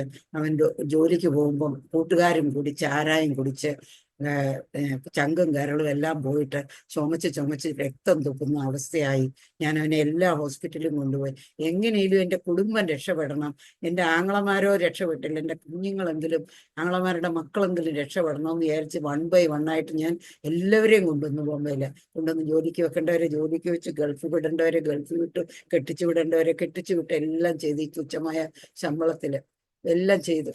എന്നിട്ട് ഞാൻ ഈ മോനോട് ചോദിച്ചു, മോനെ നിനക്ക്, ഞാൻ ഹോസ്പിറ്റലിൽ കൊണ്ടുപോയി എല്ലാ ട്രീറ്റ്മെന്റും ചെയ്തു, പക്ഷേ അവൻ സുഖമായില്ല, അവൻ മരണത്തോടെടുത്തു. ഞാൻ ചോദിച്ചു, മോനെ എന്നെ അപ്പച്ചി എന്നാ വിളിക്കുന്നത്, അപ്പച്ചിയപ്പനെ സൗഖ്യമാക്കിയ ദൈവം നിന്നെ സൗഖ്യമാക്കുമെന്ന് നീ വിശ്വസിക്കുന്നുണ്ടോ എന്ന് ചോദിച്ചു. അവൻ പറഞ്ഞു, ഉണ്ട് അപ്പച്ചി, ഞാൻ വിശ്വസിക്കുന്നുണ്ട് എന്ന് പറഞ്ഞു. അവൻ എന്നെ വലിയ സ്നേഹമാണ്. അവൻ്റെ അപ്പനേക്കാളും അമ്മയെക്കാളും ഒക്കെ സ്നേഹിക്കുന്നത് തന്നെയാണ്. അവൻ ഉടനെ പറഞ്ഞു, ഞാൻ സ്നേഹിക്കുന്ന അപ്പച്ചി എന്ന് പറഞ്ഞു. ഞാൻ അവൻ്റെ തലയെ കൈവച്ചിട്ട് പ്രാർത്ഥിച്ചു. കർത്താവ് ആ നിമിഷ നേരം അവന് സൗഖ്യം കൊടുത്തു. പിന്നെ അവൻ ഒരിക്കലും ചുമച്ചിട്ടില്ല, തുപ്പിയിട്ടില്ല. അവനെ ഞാൻ ഹോസ്പിറ്റലിൽ കൊണ്ടുപോയി ചെക്കപ്പ് ചെയ്തപ്പോൾ അവൻ പെർഫെക്റ്റ്ലി ഓൾറൈറ്റ് ആണെന്ന് റിപ്പോർട്ട് തന്നു. അങ്ങനെ അവൻ വിശ്വാസത്തിൽ വന്നു. എൻ്റെ ആങ്ങളുടെ മോന് സ്നാനപ്പെട്ടു. അത് കഴിഞ്ഞിട്ട് അവന് ഒരു നല്ല അനുഗ്രഹം, അവൻ 10ാം ക്ലാസ് ഫെയിലാ. അവന് അനുഗ്രഹിക്കപ്പെട്ട ഒരു പെൺകുട്ടിയെ ദൈവം കൊടുത്തു. അവങ്കലേക്ക് നോക്കിയവർ പ്രകാശിതരായി, അവരുടെ മുഖം ലജ്ജിച്ചു പോയതുമില്ല എന്നുള്ളത് എൻ്റെ അനുഭവത്തിൽ എനിക്ക് അറിയാം. എൻ്റെ കുഞ്ഞു പറഞ്ഞു, അവൻ അത് കഴിഞ്ഞിട്ട് മസ്കറ്റിൽ പോയി. അവിടെ അവന് മസ്കറ്റിൽ ചെന്ന് അവന് ഒരു അറബിയുടെ കടയെ ജോലിക്ക് നിൽക്കുമായിരുന്നു. അവൻ്റെ സ്വഭാവം കണ്ടിട്ട്, കർത്താവ് അവനിൽ വരുത്തിയ രൂപാന്തരം കണ്ടിട്ട്, അവൻ്റെ സ്വഭാവം കണ്ട് ഇഷ്ടപ്പെട്ടിട്ട് ആ അറബിയുടെ സ്വന്തം കട അവന് സ്വന്തമായിട്ട് കൊടുത്തു. അപ്പൊ അവനിപ്പോൾ വലിയൊരു ബിസിനസ്സുകാരന്. ഈ പെൺകുട്ടിയുടെ ആൾക്കാർ അവിടെ പോയി എല്ലാം വെരിഫൈ ചെയ്തപ്പോൾ അവൻ വലിയ സമ്പന്നനാണ്, സ്വന്തമായിട്ട് ബിസിനസ് ഉണ്ട്, കാണാൻ സുന്ദരനാണ്. അവർക്ക് ഭയങ്കര ഇഷ്ടമായി. ഗ്രാജുവേറ്റ് ആണ് പെണ്ണ്. അവളുടെ ഒരു സ്റ്റാഫ് നേഴ്സാണ്. സുന്ദരിയായ ഒരു പെൺകൊച്ച്, നല്ല സ്വഭാവം, നല്ല വിശ്വാസി. അസംബ്ലീസ് ഓഫ് ഗോഡിലെ പാസ്റ്ററിന്റെ പെങ്ങളാണ്. എന്നിട്ട് അവര് കല്യാണം ആലോചിച്ചുകൊണ്ട് വന്നു. എൻ്റെ അടുത്താണ് വന്നത്. എൻ്റെ വീട്ടിൽ അറിയിച്ചില്ല. അവൻ പറഞ്ഞു, വീട്ടിൽ അറിയിക്കേണ്ട, അച്ഛൻ ഒരിക്കലും സമ്മതിക്കത്തില്ല, അപ്പച്ചി എനിക്ക് ഇഷ്ടമാണെങ്കിൽ കല്യാണം നടത്തി തന്നാൽ മതി എന്ന് പറഞ്ഞു. അങ്ങനെ ഞങ്ങൾ ഇവിടെ ബോംബെ വെച്ച് അവരുടെ കല്യാണം നടത്തി കൊടുത്തു. അവനിപ്പോൾ 2 കുഞ്ഞുങ്ങളുണ്ട്, മസ്കറ്റിൽ സുഖമായിട്ട് കഴിയുന്നു. അതിനുശേഷം ഞങ്ങൾ ഈ വീട്ടിൽ നിന്ന്, എൻ്റെ മോള് 10ാം ക്ലാസ്സിലായപ്പോൾ എനിക്ക് 2 സമയം, മോക്ക് 10ാം ക്ലാസ്സിലാകുമ്പം കൊച്ചുമോള് 7ാം ക്ലാസ്സിലാണ്. 2 പേർക്കും ഡിഫറെൻറ്റ് ടൈമാണ്. ഞാൻ ഡോംബുവിൽ നിന്ന് മുള്ളണ്ടി കൊണ്ടുപോയി മക്കളെ 2 നേരം കൊണ്ടുപോകാൻ പറ്റത്തില്ല. ഞാൻ പറഞ്ഞു, നമുക്ക് എൻ്റെ ഓഫീസിൻ്റെ ഡിഫൻസിൻ്റെ ക്വാർട്ടർ ഉണ്ട്, നമുക്ക് ക്വാർട്ടേഴ്സിലേക്ക് ഷിഫ്റ്റ് ചെയ്യാം, സഭ നമുക്ക് ഒരു പാസ്റ്ററെ ആക്കിയിട്ട് നമുക്ക് അവിടോട്ട് ഷിഫ്റ്റ് ചെയ്യാമെന്ന് പറഞ്ഞു. ഞാൻ എൻ്റെ സൗകര്യമാണ് നോക്കിയത്. എൻ്റെ ദൈവത്തിന് അത് ഹിതമായിരുന്നില്ല ഞങ്ങളെ സഭ അവിടെ വേറൊരു പാസ്റ്ററെ ഏൽപ്പിച്ചിട്ട് പോകുന്നത്. എന്നിട്ടും ഞാൻ കുഞ്ഞിൻ്റെ വിദ്യാഭ്യാസം നോക്കിയിട്ട് ഞങ്ങൾ അങ്ങോട്ട് ഷിഫ്റ്റ് ചെയ്തു. ആ ആഴ്ച തന്നെ എൻ്റെ ഹസ്ബൻഡിൻ്റെ വലത്ത് കാലിൽ മുട്ട് കുത്തി പ്രാർത്ഥിക്കാൻ മേല, മുട്ടിൽ ഒരു വലിയ ആപ്പിൾ പോലത്തെ വലുപ്പത്തിലൊരു മുഴ. ഒത്തിരി ഡോക്ടറെ അടുത്ത് പോയി. ഞാൻ പറഞ്ഞു, നമുക്ക് പ്രാർത്ഥിച്ചാൽ മതി. അത് ഞാൻ പറയുന്നത് കൊണ്ട് അദ്ദേഹത്തിന് ലീവ് എടുക്കാനോ ഉപവസിക്കാനും സമയമില്ല. അദ്ദേഹം എല്ലാ ഹോസ്പിറ്റലിലും പോയി, രാജവാടിയിലും ഒത്തിരി ഹോസ്പിറ്റലിലൊക്കെ പോയി. അവർ ഡ്രിപ്പ് ചെയ്ത് വീട്ടിൽ വിടും. വീട്ടിൽ വരുമ്പോൾ പിന്നെയും മുഴ അതുപോലെ. ഒടുവിൽ അവരുടെ ബോസ് പറഞ്ഞ്, എത്ര രൂപ ചിലവായാലും ഞാൻ ചെയ്തോളാം ചിലവ്, നീ ഓപ്പറേഷൻ ചെയ്യ് എന്നും പറഞ്ഞ് ഹർട്ടിസണ്ടാസ് ഹോസ്പിറ്റലിൽ ജൂലൈ 31, 1993 ഡേറ്റ് അപ്പോയിൻമെന്റ് എടുത്തു ഓപ്പറേഷന്. ഞാൻ അതിനോട് സഹകരിക്കാറില്ല എന്ന് മനസ്സിലായിട്ട് എനിക്കറിയാം ദൈവഹിതമല്ല, ദൈവത്തിന്റെ കരമാണ് നമ്മുടെ മേലുള്ളത്, ദൈവം നമ്മെ സൗഖ്യമാക്കും എന്നുള്ളൊരു വിശ്വാസം എനിക്കുണ്ട്. അതുകൊണ്ട് ഞാൻ അതിനോട് സഹകരിച്ചില്ല ഈ ഓപ്പറേഷന് വേണ്ടി. അതുകൊണ്ട് എന്നോട് മിണ്ടത്തുമില്ല. അങ്ങനെ ഒരു ദിവസം, കുറെ ദിവസങ്ങൾ കഴിഞ്ഞു. അദ്ദേഹം പനിയായിട്ടാ 30th വൈകിട്ട് അദ്ദേഹം ഓഫീസിൽ നിന്ന് വന്നിട്ട് ഭയങ്കര അതികഠിന പനിയോടെ വന്ന് മിണ്ടാതെ അകത്ത് കയറി കഥ അടച്ച് കട്ടിലേൽ പ്രാർത്ഥിക്കാൻ തുടങ്ങി. രാത്രി 2 മണിയായപ്പോൾ അദ്ദേഹം ഉറങ്ങി. ഞാൻ പുറത്തിരുന്ന് പ്രാർത്ഥിച്ചുകൊണ്ടിരുന്ന, അദ്ദേഹം അകത്ത് ബെഡ്റൂമിൽ ഇരുന്ന് പ്രാർത്ഥിച്ചുകൊണ്ടിരുന്നു. അദ്ദേഹം 2 മണിയായപ്പോൾ ഉറങ്ങി. ഞാൻ രാവിലെ വരെ ഇരുന്ന് പ്രാർത്ഥിച്ചുകൊണ്ടിരുന്നു. രാവിലെ നോക്കുമ്പോൾ അദ്ദേഹത്തിന്റെ പനിയും പോയി, കാലിലെ മുഴയും പോയി. ഓരോ ഓപ്പറേഷനും ചെയ്തില്ല. കർത്താവ് ഇന്നും ഹല്ലേലൂയ അസാധ്യങ്ങളെ സാധ്യമാക്കുന്ന ദൈവമാണ്. അങ്ങനെ സൗഖ്യമാക്കി. അതിനുശേഷം എൻ്റെ മോള് 10ാം ക്ലാസ്സിൽ പഠിക്കുക, എൻ്റെ മക്കള് വിശ്വാസത്തിലേക്ക് വന്നത്. എൻ്റെ മോള് 10ൽ മോഡൽ എക്സാം എഴുതിയിട്ട് വന്നു. 45% മാർക്കേ ഉള്ളൂ. രായും പകലും ഇരുന്ന് പഠിക്കുന്ന കുഞ്ഞുങ്ങൾ, നല്ല അനുസരണമുള്ള കുഞ്ഞുങ്ങൾ, നല്ല പഠിക്കുന്ന കുഞ്ഞുങ്ങൾ ദൈവം എനിക്ക് തന്നത് അങ്ങനെയാണ്. അവര് സംസാരിക്കാൻ തുടങ്ങിയപ്പോൾ തൊട്ടേ ദൈവത്തിന്റെ പഥ്യവചനമാണ് അവർ പഠിച്ചത്. എവിടെ ഒരു ബൈബിൾ ക്ലാസ് ഉണ്ടോ, എവിടെ ഒരു കൺവെൻഷൻ ഉണ്ടോ, അവിടെ എല്ലാം ഞാൻ എൻ്റെ മക്കളെയും കൊണ്ട് പോകും. എനിക്ക് അത് മാത്രമേ എൻ്റെ മക്കൾക്ക് കൊടുക്കാൻ കഴിഞ്ഞുള്ളൂ, ദൈവത്തിന്റെ പഥ്യവചനം. എൻ്റെ ദൈവത്തെ മാത്രമേ എനിക്ക് എൻ്റെ മക്കൾക്ക് ഞാൻ കൊടുത്തിട്ടുള്ളൂ. അങ്ങനെ ആ കുഞ്ഞ് പഠിച്ച് ഈ മോഡൽ എക്സാം കഴിഞ്ഞ് വന്നിട്ട് പറഞ്ഞു, ഈ റിസൾട്ട് കിട്ടിയപ്പോൾ കുഞ്ഞ് കരയാൻ തുടങ്ങി. ഇനി ഞാൻ എന്ത് ചെയ്യും, 1 മാസമേ ബാക്കിയുള്ളൂ, എനിക്ക് മാർക്കില്ല, ഞാൻ തോറ്റുപോകും. കരയാൻ തുടങ്ങി. ഞാൻ പറഞ്ഞു, എൻ്റെ മോളെ നീ കരയണ്ട, നമ്മുടെ ദൈവത്തിന് അസാധ്യമായിട്ടൊന്നുമില്ല. നീ ദൈവത്തിൽ ആശ്രയിക്കുക, ദൈവത്തിന് കഴിയാത്ത വല്ല കാര്യമുണ്ടോ എന്ന് പറഞ്ഞു. അപ്പോൾ അത് കേട്ട് എൻ്റെ കുഞ്ഞ് വിശ്വസിച്ചിട്ട് അവരുടെ ബെഡ്റൂം അവൾ അടച്ചു. ഞങ്ങൾക്ക് അവിടെ 2 ബെഡ്റൂമും ഹോളും കിച്ചണും ഒക്കെ ഉണ്ട് ക്വാർട്ടേഴ്സിൽ. അവിടെ ബെഡ്റൂം അവൾ അനിയത്തിമാരെ കയറ്റിയില്ല, അവൾ തന്നെ അതിനകത്ത് കതവ് കുറ്റിയിട്ടിട്ട് 3 ദിവസം അവൾ ഉപവാസവും പ്രാർത്ഥനയായിട്ട് അകത്തിരുന്നു. ആ ഉപവാസം കഴിഞ്ഞ് സൺഡേ ദിവസം ചർച്ചിൽ വരികയും അവൾ കരയാൻ തുടങ്ങി. കരഞ്ഞ് കൺഫസ് ചെയ്ത് ദൈവത്തോട് മാപ്പ് അപേക്ഷിച്ച്, തെറ്റുകളെ ഏറ്റു പറഞ്ഞ് ദൈവത്തോട് മാപ്പ് അപേക്ഷിച്ച് എനിക്ക് സ്നാനപ്പെടണം എന്ന് പറഞ്ഞു. വിജയ് തോമസ് പാസ്റ്റർ ആയിരുന്നു ഞങ്ങളുടെ പാസ്റ്റർ. അത് കേട്ട ഉടനെ എൻ്റെ 2ാമത്തെ മോൾ എഴുന്നേറ്റിട്ട് എനിക്കും സ്നാനപ്പെടണമെന്ന് പറഞ്ഞ് സാക്ഷ്യം പറഞ്ഞു. അങ്ങനെ 2 പേരും ഒന്നിച്ച് സ്നാനപ്പെട്ടു. 93 ഏപ്രിൽ മാർച്ചിൽ സ്നാനപ്പെട്ടു. അത് കഴിഞ്ഞിട്ട് അവക്ക് 1 മാസമേ ബാക്കിയുള്ളൂ. എക്സാം എഴുതിയപ്പോൾ എൻ്റെ കുഞ്ഞിന് 93% മാർക്ക്. കർത്താവ് എൻ്റെ കുഞ്ഞുങ്ങളുടെ വിശ്വാസത്തെ വർദ്ധിപ്പിച്ചു. ഓരോ പ്രവൃത്തിയിലും അവരുടെ വിശ്വാസം വർദ്ധിപ്പിച്ചു. അങ്ങനെ അത് കഴിഞ്ഞ് അവൾ 12th പാസ്സായി. അവൾക്ക് മെഡിസിന് വേണമായിരുന്നു. ഒത്തിരി ഇടത്തും എൻട്രൻസ് എഴുതാൻ ഹസ്ബൻഡ് കൊണ്ടുപോയി. ഒടുവിലെങ്ങും കിട്ടിയില്ല. 98%ലാണ് ക്ലോസ് ചെയ്തത്. പിന്നെ 93 ഉണ്ട് ഇവക്ക്. അത് കഴിഞ്ഞപ്പോഴത്തേക്ക് അവള് അഡ്മിഷൻ കിട്ടാതായപ്പോൾ CMC വെല്ലൂരിൽ BSc നഴ്സിംഗിന് അഡ്മിഷനായി. എൻട്രൻസ് എക്സാമിന് 2000 കുട്ടികൾ വിൽസൺ കോളേജിൽ എഴുതിയതിനകത്ത് ഒരേ ഒരു കുട്ടിയെ അവർ സെലക്ട് ചെയ്തത്. ഓരോ സ്റ്റേറ്റിൽ നിന്ന് അവർ ഒരു കുട്ടിയെ മാത്രമേ എടുത്തിട്ടുള്ളൂ. അത് കിട്ടിയത് എൻ്റെ മോക്ക. 2000 കുട്ടികൾ എഴുതിയതിനകത്ത് അവർ സെലക്ട് ചെയ്തത് എൻ്റെ മോളെ. അങ്ങനെ ആ 4 ദിവസത്തെ ടെസ്റ്റ് ഉണ്ട്. അപ്പൊ ഹസ്ബൻഡ് പറഞ്ഞു, ഞാൻ എല്ലായിടത്തും 5-8 ഞാൻ എൻട്രൻസിന് കൊണ്ടുപോയി, ഇനി എനിക്ക് ലീവ് കിട്ടത്തില്ല, അതുകൊണ്ട് നീ കൊണ്ടുപോകണമെന്ന് പറഞ്ഞു. അങ്ങനെ എനിക്ക് ടിക്കറ്റ് എടുത്തു തന്നു. ഞാനും കുഞ്ഞും കൂടെ ഇന്റർവ്യൂവിന് പോയി. 4 ദിവസത്തെ ഇന്റർവ്യൂ ആയതുകൊണ്ട് അതിന് വേണ്ട ഒരു വലിയ പെട്ടി നിറച്ച് ഡ്രസ്സും കാര്യങ്ങളൊക്കെ ആയിട്ടാണ് പോയത്. അവിടെ ചെന്ന് ഞാൻ ജീവിതത്തിൽ ആദ്യമായിട്ട് ഒറ്റയ്ക്ക് ട്രാവൽ ചെയ്യുന്നതാണ്. ഞാൻ കാട്ട്പാടിയിൽ ഇറങ്ങിയിട്ട് അവിടുന്ന് ടാക്സി പിടിച്ച് വെല്ലൂര് ഹോസ്പിറ്റലിൻ്റെ അവിടെ ഇറങ്ങി. അവിടെ ഒരു ഹോട്ടലിൽ റൂം ബുക്ക് ചെയ്തു അവിടെ താമസിച്ചു. എന്നിട്ട് ഞാൻ ആ ഇന്റർവ്യൂ കഴിയുന്നത് വരെ ഞാൻ ഉപവസിച്ച് ദൈവത്തിങ്കിലേക്ക് കണ്ണുകൾ ഉയർത്തി പ്രാർത്ഥിച്ചുകൊണ്ടിരുന്നു. എന്നിട്ട് അന്ന് രാത്രി പ്രാർത്ഥിച്ചുകൊണ്ടിരുന്നപ്പോൾ അടുത്ത റൂമിൽ ഒരു പാസ്റ്റർ, ബീഹാറിൽ നിന്നൊരു പാസ്റ്റർ എൻ്റെ മോളുമായിട്ട് അടുത്ത റൂമിൽ താമസം. ഞങ്ങളുടെ പ്രാർത്ഥനയുടെ ശബ്ദം കേട്ടുകൊണ്ട് അവർ കയറി വന്നു. ഞങ്ങളും പ്രാർത്ഥനയെ കൂടട്ടെ എന്ന് ചോദിച്ചു. കൂടിക്കോളാൻ പറഞ്ഞു. അങ്ങനെ അവരും വന്ന് ഞങ്ങൾ ഒന്നിച്ച് പ്രാർത്ഥിച്ചു കഴിഞ്ഞിട്ട് പിറ്റേ ദിവസം ഇന്റർവ്യൂവിന് പോയി. ഫസ്റ്റ് ഡേയിലെ ഇന്റർവ്യൂ കഴിഞ്ഞ് സെക്കൻഡ് ഡേയിൽ ഇന്റർവ്യൂവിന് ബൈബിൾ ടെസ്റ്റ് ആയിരുന്നു. ബൈബിൾ ടെസ്റ്റിൽ അത്രയും കുട്ടികളുള്ളതിനകത്ത് എൻ്റെ മോൾ ഫസ്റ്റ് ആയിരുന്നു ബൈബിൾ ടെസ്റ്റിൽ. അത് കഴിഞ്ഞപ്പോൾ അവർ സെപ്പറേറ്റ്, ഇത്രയും കുട്ടികളിൽ എൻ്റെ മോക്ക് വേണ്ടി അവർ സെപ്പറേറ്റ് ഇന്റർവ്യൂ വെച്ചു. അവളോട് ചോദിച്ചു, നിന്റെ അമ്മയുടെ പേര് രാധ, അപ്പൻ്റെ പേര് കൃഷ്ണൻ, നിന്റെ പേര് ബ്ലസ്സി, ഇതെങ്ങനെയാണ് ഞങ്ങളോട് പറയാൻ പറഞ്ഞു.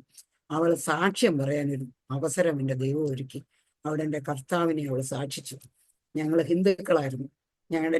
എൻ്റെ പപ്പയുടെ 2 കിഡ്നി ഡാമേജ് ആയപ്പോൾ എൻ്റെ അമ്മ ആത്മഹത്യ ചെയ്യാൻ പോയപ്പോൾ യേശു ക്രിസ്തു രോഗികളെ സൗഖ്യമാക്കുമെന്ന് പറഞ്ഞ് അങ്ങനെ ഞങ്ങൾ വിശ്വാസത്തിൽ വന്നതാണ് എന്ന് പറഞ്ഞു. അങ്ങനെ അവര് എൻ്റെ കുഞ്ഞിനെ സെലക്ട് ചെയ്തു. എൻ്റെ കുഞ്ഞിനെ ഇവിടെ അഡ്മിഷൻ കൊടുത്തു. 3-ാമത്തെ ദിവസം ടെസ്റ്റ് കഴിഞ്ഞപ്പോൾ ഈ ബീഹാറിൽ നിന്ന് വന്ന പാസ്റ്റർ എന്നോട് ചോദിച്ചു, സിസ്റ്ററെ, ഈ ഹോസ്പിറ്റലിൽ 16-ാമത്തെ നിലയിൽ ഡെറാഡൂണിൽ നിന്ന് ഒരു 10 വയസ്സുള്ള കുഞ്ഞിനെ ഓപ്പറേഷൻ ചെയ്യാൻ ഒരു ഫാമിലി വന്ന് താമസിക്കുന്നുണ്ട്. 3 മാസമായി. ആ കുഞ്ഞിന് BP ഹൈ ആണ്. അമ്മയുടെ ഒരു കിഡ്നി ഡൊണേറ്റ് ചെയ്യാൻ വേണ്ടി വന്നതാ അവര്. പക്ഷെ ഈ 3 മാസമായിട്ടും ആ കുഞ്ഞിന്റെ BP നോർമലാകുന്നില്ല. അതുകൊണ്ട് അവർ വളരെ ദുഃഖത്തിലും ഭാരത്തിലുമാണ് കഴിയുന്നത്. സിസ്റ്റർ ഒന്ന് സാക്ഷ്യം പറയുമോ അവരുടെ അടുത്തൊന്ന് ചോദിച്ചു. ഞാൻ പറഞ്ഞു, അതിനെന്താ, ഞാൻ വരാമല്ലോ എന്ന് പറഞ്ഞു. 3-ാമത്തെ ദിവസം ഈ പാസ്റ്ററിന്റെ കൂടെ ഞാൻ ആ ഹോസ്പിറ്റലിൽ 16-ാമത്തെ നിലയിൽ കയറിപ്പോയി. ഞാൻ അവിടെ ചെന്നപ്പോൾ ഈ കുഞ്ഞിന്റെ ചുറ്റും 10-12 ഡോക്ടേഴ്സ്. ഈ കുഞ്ഞ് ഏറ്റവും സീരിയസ് ഡേയാ, ഈ 3 മാസത്തിൽ ഏറ്റവും സീരിയസ് ആയതെന്നാ. എന്നിട്ട് അവര് ഒന്നും ചെയ്യാൻ പറ്റത്തില്ല, ഹോപ്പ് നഷ്ടപ്പെട്ട് ഈ ഡോക്ടേഴ്സ് എല്ലാം തിരിച്ചുപോയി. അപ്പനും അമ്മയും ഈ കുഞ്ഞിന്റെ കട്ടിലിന്റെ താഴെ ഇരുന്ന് കരയുന്നുണ്ട്. എനിക്ക് അവരോട് സാക്ഷ്യം ഒന്നും പറയാൻ പറ്റത്തില്ല ആ സിറ്റുവേഷനിൽ. ഞാൻ ഓർത്ത് എങ്ങനെ ഞാൻ ഇവരോട് പറയും. ഞാൻ നോക്കുമ്പോൾ ഈ കുഞ്ഞിന്റെ തലയിണ കീഴയിൽ, അവർ മർത്തോമക്കാര്, ആ കുഞ്ഞിന്റെ തലയിണ കീഴയിൽ ഒരു ന്യൂ ടെസ്റ്റമെന്റ് ഇരിപ്പുണ്ട്, ഇംഗ്ലീഷ്. ഞാനത് വലിച്ചെടുത്ത് ജസ്റ്റ് ഓപ്പൺ ചെയ്തപ്പോൾ അതിനകത്ത് എനിക്ക് കിട്ടിയത് മർക്കോസിന്റെ സുവിശേഷം 5-ാം അധ്യായമാണ്. ഞാനത് നോക്കിയപ്പോൾ പള്ളിപ്രമാണിയുടെ യായിറോയ്സിന്റെ മകളെ കർത്താവ് ജീവിപ്പിച്ചത് അതിനകത്തുണ്ട്. അതുപോലെ 12 വർഷം രക്തസ്രാവക്കാരിയായിരുന്ന സ്ത്രീയെ കർത്താവിന്റെ വസ്ത്രത്തിന്റെ തൊങ്ങലിൽ ഒന്ന് തൊട്ടപ്പോൾ തക്ഷണം സൗഖ്യം പ്രാപിച്ചതാ. ആ ഭാഗം എടുത്ത കുഞ്ഞിന് കൊടുത്തിട്ട് പറഞ്ഞു, മോൾ ഇതൊന്ന് വായിച്ചു നോക്കാമോ എന്ന് ചോദിച്ചു. അവള് വായിച്ചു. അപ്പൊ ഞാൻ പറഞ്ഞു, ആന്റിക്ക് ഇംഗ്ലീഷ് അറിയത്തില്ല, അതുകൊണ്ട് മോൾ അതൊന്ന് ഹിന്ദിയിലൊന്ന് ട്രാൻസ്ലേറ്റ് ചെയ്യാമോ എന്ന് ചോദിച്ചു. ആ കുഞ്ഞ് നല്ല ഭംഗിയായിട്ട് കാരണം ആ മാതാപിതാക്കൾക്ക്, എനിക്ക് ഇംഗ്ലീഷ് അറിയാഞ്ഞിട്ടല്ല, ആ മാതാപിതാക്കൾക്ക് ഒന്ന് മനസ്സിലാകട്ടെ, അവർക്ക് ഇംഗ്ലീഷ് അറിയാമോ എന്ന് എനിക്കറിയില്ലല്ലോ, അതുകൊണ്ട് അവരെന്ന് അറിയട്ടെ എന്നും കണ്ട ഞാൻ അതിനോട് പറഞ്ഞത്. അങ്ങനെ ആ കുഞ്ഞ് ഹിന്ദിയിൽ ട്രാൻസ്ലേറ്റ് ചെയ്ത് കൊടുത്തു. അപ്പം ആ കുഞ്ഞ് വിശ്വസിക്കുക മാത്രം എന്നുള്ള ആ പോഷൻ വന്നു. യായിറോസിനോട് കർത്താവ് പറയുന്നു, അവിടെ വീട്ടിൽ നിന്ന് ആള് വന്ന് പറഞ്ഞ്, എൻ്റെ മോള് മരിച്ചുപോയി, ഇനി ഗുരുവിനെ ശല്യപ്പെടുത്തണ്ട എന്ന് പറഞ്ഞപ്പോൾ കർത്താവ് യായിറോസിനോട് പറയുന്നു, വിശ്വസിക്കുക മാത്രം ചെയ്യുക എന്ന്. അത് കേട്ടപ്പോൾ ആ ഭാഗം വന്നപ്പോൾ ആ കുഞ്ഞ് ബൈബിൾ അടച്ചു വെച്ചിട്ട് പറഞ്ഞു, ഞാനും യേശുപ്പച്ചൻ്റെ അടുത്ത് പോകും. അത് കേട്ടപ്പോൾ ആ മാതാപിതാക്കൾ ഉറക്കെ കരയാൻ തുടങ്ങി. അവരുടെ വിചാരം ഈ കുഞ്ഞ് മരിച്ചു പോകും, അതുകൊണ്ട് അങ്ങനെ പറഞ്ഞെന്ന്. ഞാൻ പറഞ്ഞില്ല, കുഞ്ഞ് മരിക്കത്തില്ല. നിങ്ങൾ വിശ്വസിച്ചാല് ഈ കുഞ്ഞ് മരിക്കത്തില്ല, ഈ കുഞ്ഞിന് നിങ്ങൾക്ക് സുഖമായി കിട്ടും, യേശു ഇന്നും ജീവിക്കുന്നുണ്ടെന്ന് പറഞ്ഞു. ഞാൻ എന്നിട്ട് എൻ്റെ സാക്ഷ്യം പറഞ്ഞു. ആ അവസരം എനിക്ക് സാക്ഷ്യം പറയാൻ കിട്ടി. ഞാൻ അവരോട് ഞങ്ങളുടെ സാക്ഷ്യം പറഞ്ഞു. അങ്ങനെ ആ കുഞ്ഞിന് വേണ്ടി ഞാൻ ആ സിസ്റ്റർ പറഞ്ഞു, ഞാൻ വിശ്വസിക്കുന്നു എന്ന് പറഞ്ഞു. അങ്ങനെ ആ കുഞ്ഞിന് വേണ്ടി ഞാൻ പ്രാർത്ഥിച്ചിട്ട് തിരിച്ചു പോന്നു. ഞാൻ തിരിച്ചു പോന്നു. വൈകിട്ട് ക്യാൻറ്റീനിൽ കുഞ്ഞിന് ഭക്ഷണം വാങ്ങിച്ചു കൊടുക്കാൻ ചെല്ലുമ്പം ഈ അപ്പനും അമ്മയും മാത്രം ടേബിളിലിരുന്ന് ഭക്ഷണം കഴിക്കുന്നു. ഞാൻ അടുത്ത് ചെന്ന് അവരുടെ അടുത്തിരുന്നിട്ട് ഞാൻ ചോദിച്ചു, കുഞ്ഞെന്തിയെ? അപ്പോൾ പറഞ്ഞു, കുഞ്ഞിന് BP നോർമലായി സിസ്റ്ററെ എന്ന് പറഞ്ഞ് വളരെ സന്തോഷത്തോടെ. നാളെ എൻ്റെ കുഞ്ഞിന് ഓപ്പറേഷനാണ് എന്ന് പറഞ്ഞു. അതിനുവേണ്ടി അവർ കുഞ്ഞിനെ കൊണ്ടുപോയിരിക്കുകയാണ് തയ്യാറാക്കാൻ. എനിക്ക് അത്രയും കേട്ടപ്പോൾ എനിക്ക് സന്തോഷം തോന്നി. അത്രയും ഒരു കർത്താവ് അത്ഭുതം ചെയ്തല്ലോ. പക്ഷേ ഞാൻ അവിടുന്ന് കുഞ്ഞിന് ഭക്ഷണം വാങ്ങിച്ചു കൊടുത്തേച്ച് റൂമിൽ ചെന്ന് ഞാൻ മുട്ടുമേലിരുന്ന് പ്രാർത്ഥിച്ചു, കരഞ്ഞു ദൈവത്തോട് നിലവിളിച്ചു, ദൈവമേ, നിന്റെ മഹത്വം നീ മറ്റാർക്കും വിട്ടുകൊടുക്കില്ലല്ലോ. നീ ഈ കുഞ്ഞിന് കത്തിവെക്കാൻ അനുവദിക്കരുത്. ഈ കുഞ്ഞിന് നീ പൂർണ്ണ സൗഖ്യം കൊടുക്കണമേ എന്ന് പ്രാർത്ഥിച്ച് രാവിലെ ഞാൻ കുഞ്ഞിന് ഫൈനൽ ഡേയ്സ് ഡോക്യുമെന്റ് സബ്മിറ്റ് ചെയ്യേണ്ട ദിവസമാണ്. ഞാൻ കുഞ്ഞിന് പോയി ഡോക്യുമെന്റ്സ് എല്ലാം ഓഫീസിൽ സബ്മിറ്റ് ചെയ്തിട്ട് ഞാൻ കുഞ്ഞിന് വേണ്ട ബെഡും പെട്ടിയും സാധനങ്ങൾ, അയൺ ബോക്സ് അതൊക്കെ വാങ്ങിച്ചിട്ട് ഞാനും ആ പാസ്റ്ററും കൂടെ പോയിട്ട് ആ 2 മക്കളെയും കൂടെ കുട്ടി വാങ്ങിച്ചു കൊണ്ടുവന്ന് ഹോസ്റ്റലിലാക്കി വെച്ച് 6 മണിയായപ്പോൾ തിരിച്ചു. പാസ്റ്റർ പറഞ്ഞു, എനിക്ക് 7:30 വണ്ടിയാണ്, എനിക്ക് ബീഹാറിന് വണ്ടിയാണ്, ഞാൻ പോവാണ് സിസ്റ്റർ എന്ന് പറഞ്ഞു. ബൈ പറഞ്ഞു പാസ്റ്റർ പോയി. അപ്പൊ ഞാൻ തനിയേ ഉള്ളു. എനിക്ക് ഹോട്ടലിൽ തനിയെ പോകാൻ പേടി, അവിടെ രാത്രി തങ്ങാനും പേടി. ഞാൻ തിരിച്ച് ഹോട്ടലിൽ ചെന്ന് ബില്ലടച്ചിട്ട് പെട്ടി എടുത്തുകൊണ്ട് ഞാൻ കാട്ട്പാടി റെയിൽവേ സ്റ്റേഷനിൽ വന്നപ്പോൾ 9 മണിയായി. ഞാൻ കൗണ്ടറിൽ ചെന്ന് പറഞ്ഞു, എനിക്ക് ബോംബെക്ക് പോകണം, എനിക്കൊരു ടിക്കറ്റ് തരണം. അവർ പറഞ്ഞു 1 മണിക്കേ ട്രെയിനുള്ളൂ, 12:30 ഞങ്ങൾ ടിക്കറ്റ് കൊടുക്കത്തുള്ളൂ. എൻ്റെ ഉള്ളിൽ അങ്ങ് ഭീതിയായി. നോക്കുമ്പോൾ ജൂലൈ മാസമാണ്, ഭയങ്കര കാറ്റും മഴയും. എനിക്ക് തിരിച്ച് ഓട്ടോ സ്റ്റാൻഡിൽ പോലും പോകാൻ മേല, തിരിച്ച് ഹോട്ടലിൽ പോകാമെന്ന് വെച്ചാൽ. കാരണം 9 മണി തൊട്ട് 12:30 വരെ ഞാൻ അവിടെ നിൽക്കുകയെന്ന് പറഞ്ഞാൽ എനിക്ക് ഭയങ്കര ഭയമായി. ഞാൻ അങ്ങനെ പേടിച്ച് സ്റ്റെപ്പിലോട്ട് വന്ന് താഴെ പടിയിലിറങ്ങി നിൽക്കുക, ഒരു ഓട്ടോ വന്നാൽ കയറി പോകാമെന്ന് വിചാരിച്ചു. അങ്ങനെ നിൽക്കുമ്പോൾ ആരോ എൻ്റെ സാരിയുടെ പുറയിൽ ഒരൊറ്റ വലി. എൻ്റെ പ്രാണം പോയി എന്ന് പറയുന്ന ആ വാസ്തവം അത്ര പേടിച്ചു പോയി ഞാൻ തിരിഞ്ഞു നോക്കുമ്പോൾ ഈ കുഞ്ഞ് ആന്റി ആന്റി എന്നെ യേശു അപ്പച്ചൻ സൗഖ്യമാക്കി. ഞാൻ എൻ്റെ അച്ചാച്ചൻ്റെ അടുത്ത് പോവാ, ഒക്കെ ഒരു ബ്രദറുണ്ട്, എൻ്റെ അച്ചാച്ചൻ്റെ അടുത്ത് പോവുക, എൻ്റെ പപ്പയും മമ്മി ഇരിക്കുന്നു നോക്കെന്ന് പറഞ്ഞു. ഞാൻ തിരിഞ്ഞു നോക്കുമ്പോൾ പുറകിൽ ആ കൗണ്ടറിന്റെ മുന്നിൽ ഒരു ഷീറ്റ് ഇട്ടിട്ട് ഈ അപ്പനും അമ്മയും ഇരിക്കുക, ഒരു 4-5 പെട്ടിയുണ്ട്. എനിക്ക് കുഞ്ഞ് എന്നെ വലിച്ച് അവരുടെ അടുത്ത് കൊണ്ടുപോയി എന്നെ ആ ഷീറ്റിലിരുത്തി. ഞാൻ അവിടെ ഇരുന്ന് കഴിഞ്ഞപ്പോൾ അവരെന്നോട് പറഞ്ഞു ഓപ്പറേഷൻ തിയേറ്ററിൽ കൊണ്ടുവന്നപ്പോഴത്തേക്ക് ചെക്ക് ചെയ്തപ്പോൾ കുഞ്ഞിന്റെ കിഡ്നി ഫങ്ഷൻ ചെയ്യുന്നുണ്ട്. അവർ ചെക്ക് ചെയ്തപ്പോൾ കുഞ്ഞ് നോർമലായി. അങ്ങനെ അവർ ഞങ്ങളെ ഇന്ന് തന്നെ ഡിസ്ചാർജ് ചെയ്തു. ഞാൻ ഓർക്കുന്ന എൻ്റെ കർത്താവ് പിറ്റേ ദിവസമാണ് ഡിസ്ചാർജ് ചെയ്തെങ്കിൽ ഞാൻ ഈ വിവരം അറിയത്തില്ല. അതുപോലെ ഞാനിവിടെ പേടിച്ച് വിറച്ച് എനിക്ക് ആരും ഇല്ലല്ലോ എന്നും കൊണ്ട് നിൽക്കുമ്പം എന്നെ കാത്തു സൂക്ഷിക്കാൻ എൻ്റെ കർത്താവ് ഇവരെ വിട്ടത് എന്നെനിക്ക് മനസ്സിലായി. ഞാൻ ആ ഷീറ്റിൽ ഞാൻ അവരോട് പറഞ്ഞ 4 ദിവസം ഫാസ്റ്റിംഗ് കഴിഞ്ഞ് അല്പം ഭക്ഷണം കഴിച്ചിട്ടാണ് വന്നത്. എനിക്ക് ഇരിക്കാൻ വയ്യ, എനിക്കൊന്ന് കിടക്കണം എന്ന് പറഞ്ഞു. അപ്പൊ അവരെന്നോട് പറഞ്ഞു ആ ഷീറ്റിൽ കിടന്നോ സിസ്റ്ററെ, ഞങ്ങൾ നോക്കിക്കോളാം എന്ന് പറഞ്ഞു. അവരെന്റെ പെട്ടി സൂക്ഷിച്ചു. ഞാൻ ആ ഷീറ്റിൽ കിടന്നു. ഞാൻ ഒന്നും അറിഞ്ഞില്ല, കിടന്നറിയാൻ ഞാൻ ഉറങ്ങി. 12:30 ആയപ്പോൾ അവരെന്നെ വിളിച്ചുണർത്തി. 12:30 ആയി ടിക്കറ്റ് എടുക്കാൻ. ഞാൻ ടിക്കറ്റ് എടുത്ത് ഞാൻ റെയിൽവേ സ്റ്റേഷനിൽ പോയി ഇവരോട് ബൈ പറഞ്ഞു. അവർ ഡെറാഡൂണിലും പോയി, ഞാൻ ബോംബെക്കും പോന്നു. ഞാൻ പ്ലാറ്റ്ഫോമിൽ വന്നപ്പോൾ ഒരു ട്രെയിൻ ജയന്തി ജനത വന്നു. ഒരൊറ്റ ഡോറ് തുറന്നിട്ടില്ല. എനിക്ക് ജനറൽ കമ്പാർട്ട്മെന്റ് എവിടാ, AC കമ്പാർട്ട്മെന്റ് എവിടാ ഒന്നും അറിയത്തില്ല. ഫസ്റ്റ് ടൈമിൽ ഒറ്റയ്ക്കുള്ള യാത്രയാണ്. എൻ്റെ അടുത്ത് ഒരു ഡോറ് വന്നു, തുറന്നു. ഞാൻ അതിലോട്ട് കയറി. ഞാൻ അകത്ത് കയറിയപ്പോൾ അത് AC കമ്പാർട്ട്മെന്റ്. ഞാൻ കറണ്ട് ടിക്കറ്റ് എടുത്താ കയറിയത്. ഞാൻ അവിടെ കയറിയതും ആൾക്കാർ ചോദിച്ചു എന്നോട് ഏതാ സീറ്റ്. ഞാൻ പറഞ്ഞു എനിക്ക് ഏത് സീറ്റാന്ന് അറിയത്തില്ല, ഞാൻ കറണ്ട് ടിക്കറ്റ് എടുത്ത് വന്നതാണ്. എൻ്റെ മോളെ ഇന്റർവ്യൂവിന് കാട്ട്പാടി കൊണ്ടുവന്നിട്ട് ഇന്റർവ്യൂ കഴിഞ്ഞ് എൻ്റെ മോളെ അവിടെ വിട്ടേച്ച് ഞാൻ തനിയാ വരുന്നത്. ഞാൻ കറണ്ട് ടിക്കറ്റ് എടുത്ത് അവിടെ ഇരുന്ന കമ്പാർട്ട്മെന്റിലുള്ളവരെല്ലാം കൂടെ ചിലക്കാൻ തുടങ്ങി. നിങ്ങൾക്ക് ജനറൽ കമ്പാർട്ട്മെന്റാ, നിങ്ങൾ അവിടെ പൊക്കും. എന്നിട്ട് ഞാൻ പോയില്ല, ഞാൻ അവിടെ തന്നെ നിന്നു. അപ്പൊ അവിടെ 2 കന്യാസ്ത്രീകൾ ഇരുന്നു. അവരെനിക്കൊരു സകല സ്ഥലം തന്നിരിക്കാൻ ഇങ്ങനെ ഒതുങ്ങി തന്നു. ഞാൻ അവിടോട്ട് ഇരുന്നു. ഞാൻ അവിടെ ഇരുന്ന് കഴിഞ്ഞപ്പോൾ ആ സിസ്റ്റേഴ്സ് എന്നോട് പേര് ചോദിച്ചു. ഞാൻ പറഞ്ഞു, ഞാൻ എൻ്റെ പേര് പറഞ്ഞു, എൻ്റെ പേര് രാധയെന്ന്. അവരെന്നെ നോക്കിയപ്പോൾ ഞാൻ പറഞ്ഞു നോക്കണ്ട, ഞാൻ വിശ്വാസിയാ. ഞാൻ വിശ്വാസത്തില് എൻ്റെ ഹസ്ബൻഡിന്റെ ഇങ്ങനെ രോഗത്തോടനുബന്ധിച്ച് ഞങ്ങൾ വിശ്വാസത്തിൽ വന്നതാണ്. എൻ്റെ കർത്താവ് എൻ്റെ ഹസ്ബൻഡിനെ സൗഖ്യമാക്കി. അന്ന് മുതൽ ഞങ്ങൾ യേശുവിനെ വിശ്വസിക്കുന്നവരാണെന്ന് പറഞ്ഞു. അങ്ങനെ പറഞ്ഞുകൊണ്ടിരുന്നപ്പോൾ അടുത്തിരിക്കുന്നവർ പറഞ്ഞു TC വരുമ്പം ജനറൽ കമ്പാർട്ട്മെന്റിൽ പൊക്കോണം.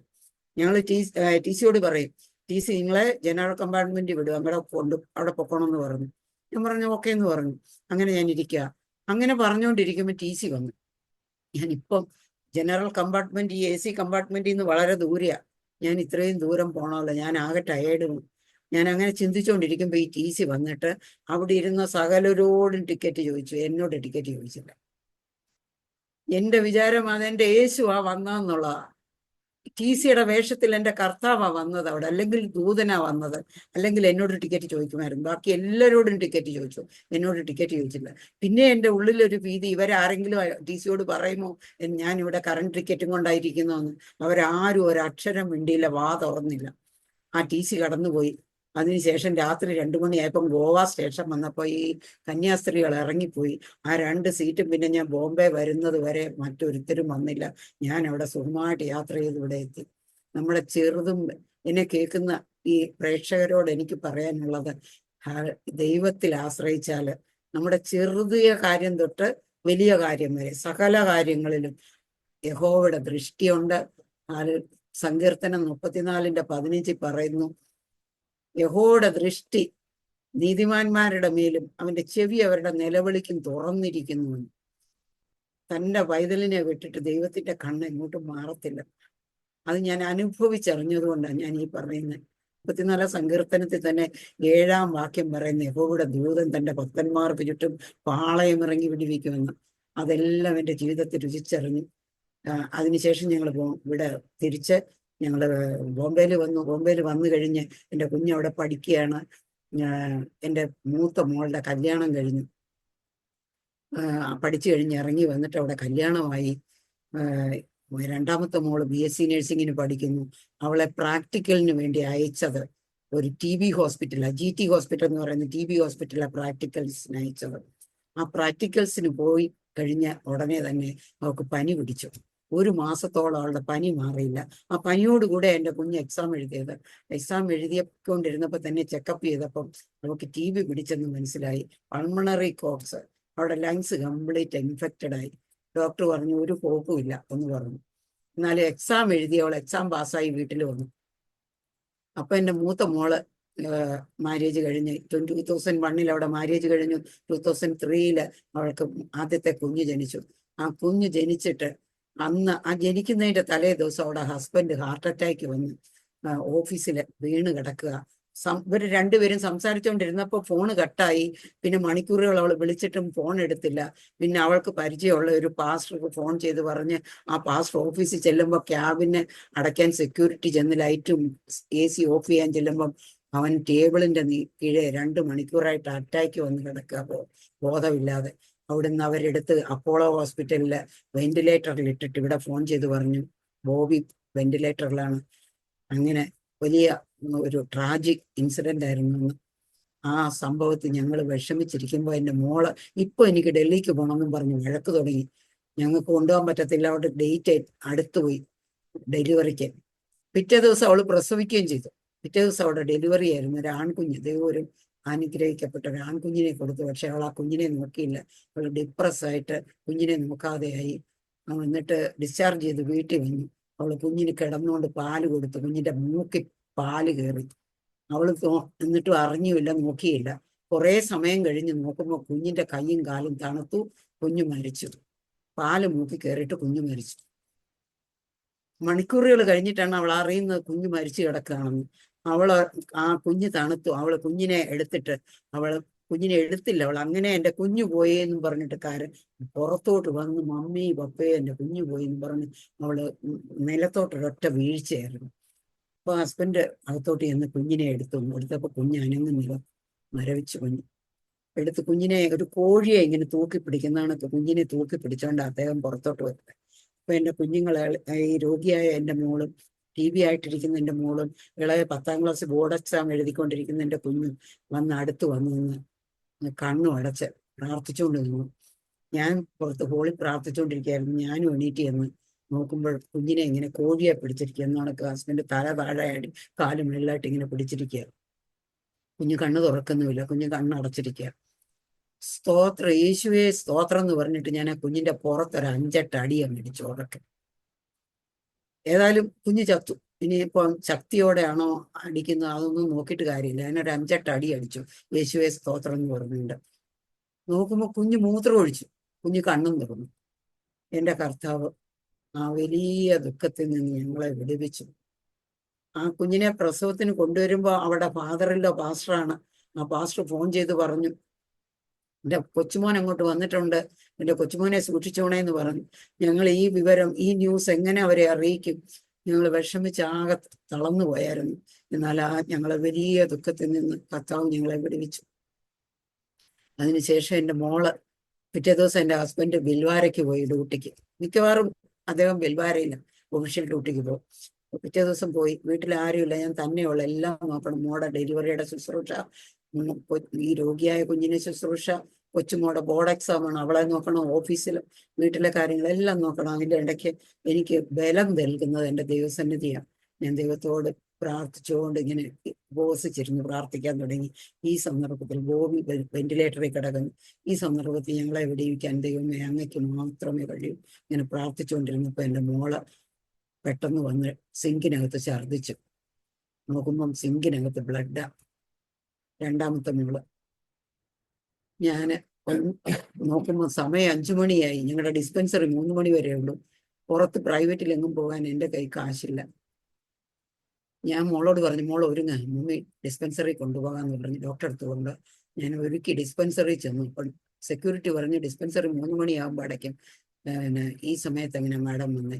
ഞാൻ പറഞ്ഞു, ഈ എൻ്റെ മോളെ ബ്ലഡ് ഛർദ്ദിച്ച് അത് കണ്ടുകൊണ്ടാണ് വന്നേ, വേറെ ഒരു വഴിയില്ല എനിക്ക്. ആ സെക്യൂരിറ്റി പറഞ്ഞു, ഇവിടെ ഒരു റെസിഡന്റ് ഡോക്ടർ ഉണ്ട് മേളിൽ, ഞാൻ വിളിച്ചിട്ട് വരാമെന്ന് പറഞ്ഞു. അങ്ങനെ ഒരു റെസിഡന്റ് ഡോക്ടറെ വിളിച്ചുകൊണ്ട് താഴെ വന്ന് ആ ഡോക്ടർ വന്നപ്പോൾ ഞാൻ ഡോക്ടറോട് കാര്യം പറഞ്ഞു. ആ ഡോക്ടർ ഉടനെ ഡിസ്പെൻസറി തുറന്ന് ഒരു ക്യാപ്സൂൾ എന്നെ മൂക്ക് കൊടുത്ത് അത് കഴിച്ചതിന് ശേഷം അവൾ പിന്നെ ഛർദ്ദിച്ചിട്ടില്ല. ഡോക്ടർ ഉടനെ എനിക്ക് ജെസ്ലോക്ക് ഹോസ്പിറ്റലിൽ ഇമ്മീഡിയറ്റ് ആയിട്ട് കുഞ്ഞിനെ കൊണ്ടുപോയി അഡ്മിറ്റ് ചെയ്തോളാം പറഞ്ഞു. ലെറ്റർ എഴുതി തന്നു. അഡ്മിഷൻ ചെയ്യാം. ലെറ്റർ തന്നു. ഞാൻ അവിടെ നിന്ന് ടാക്സി പിടിച്ച് എൻ്റെ കൂട്ടുകാരിക്ക് ഫോൺ ചെയ്ത് പറഞ്ഞു എളുപ്പം എൻ്റെ വീട്ടിൽ വരണം. ഞാൻ ബിന്ദുവിനെയും കൊണ്ട് ഹോസ്പിറ്റലിൽ പോവാണ് ജസ്ലോക്കില്.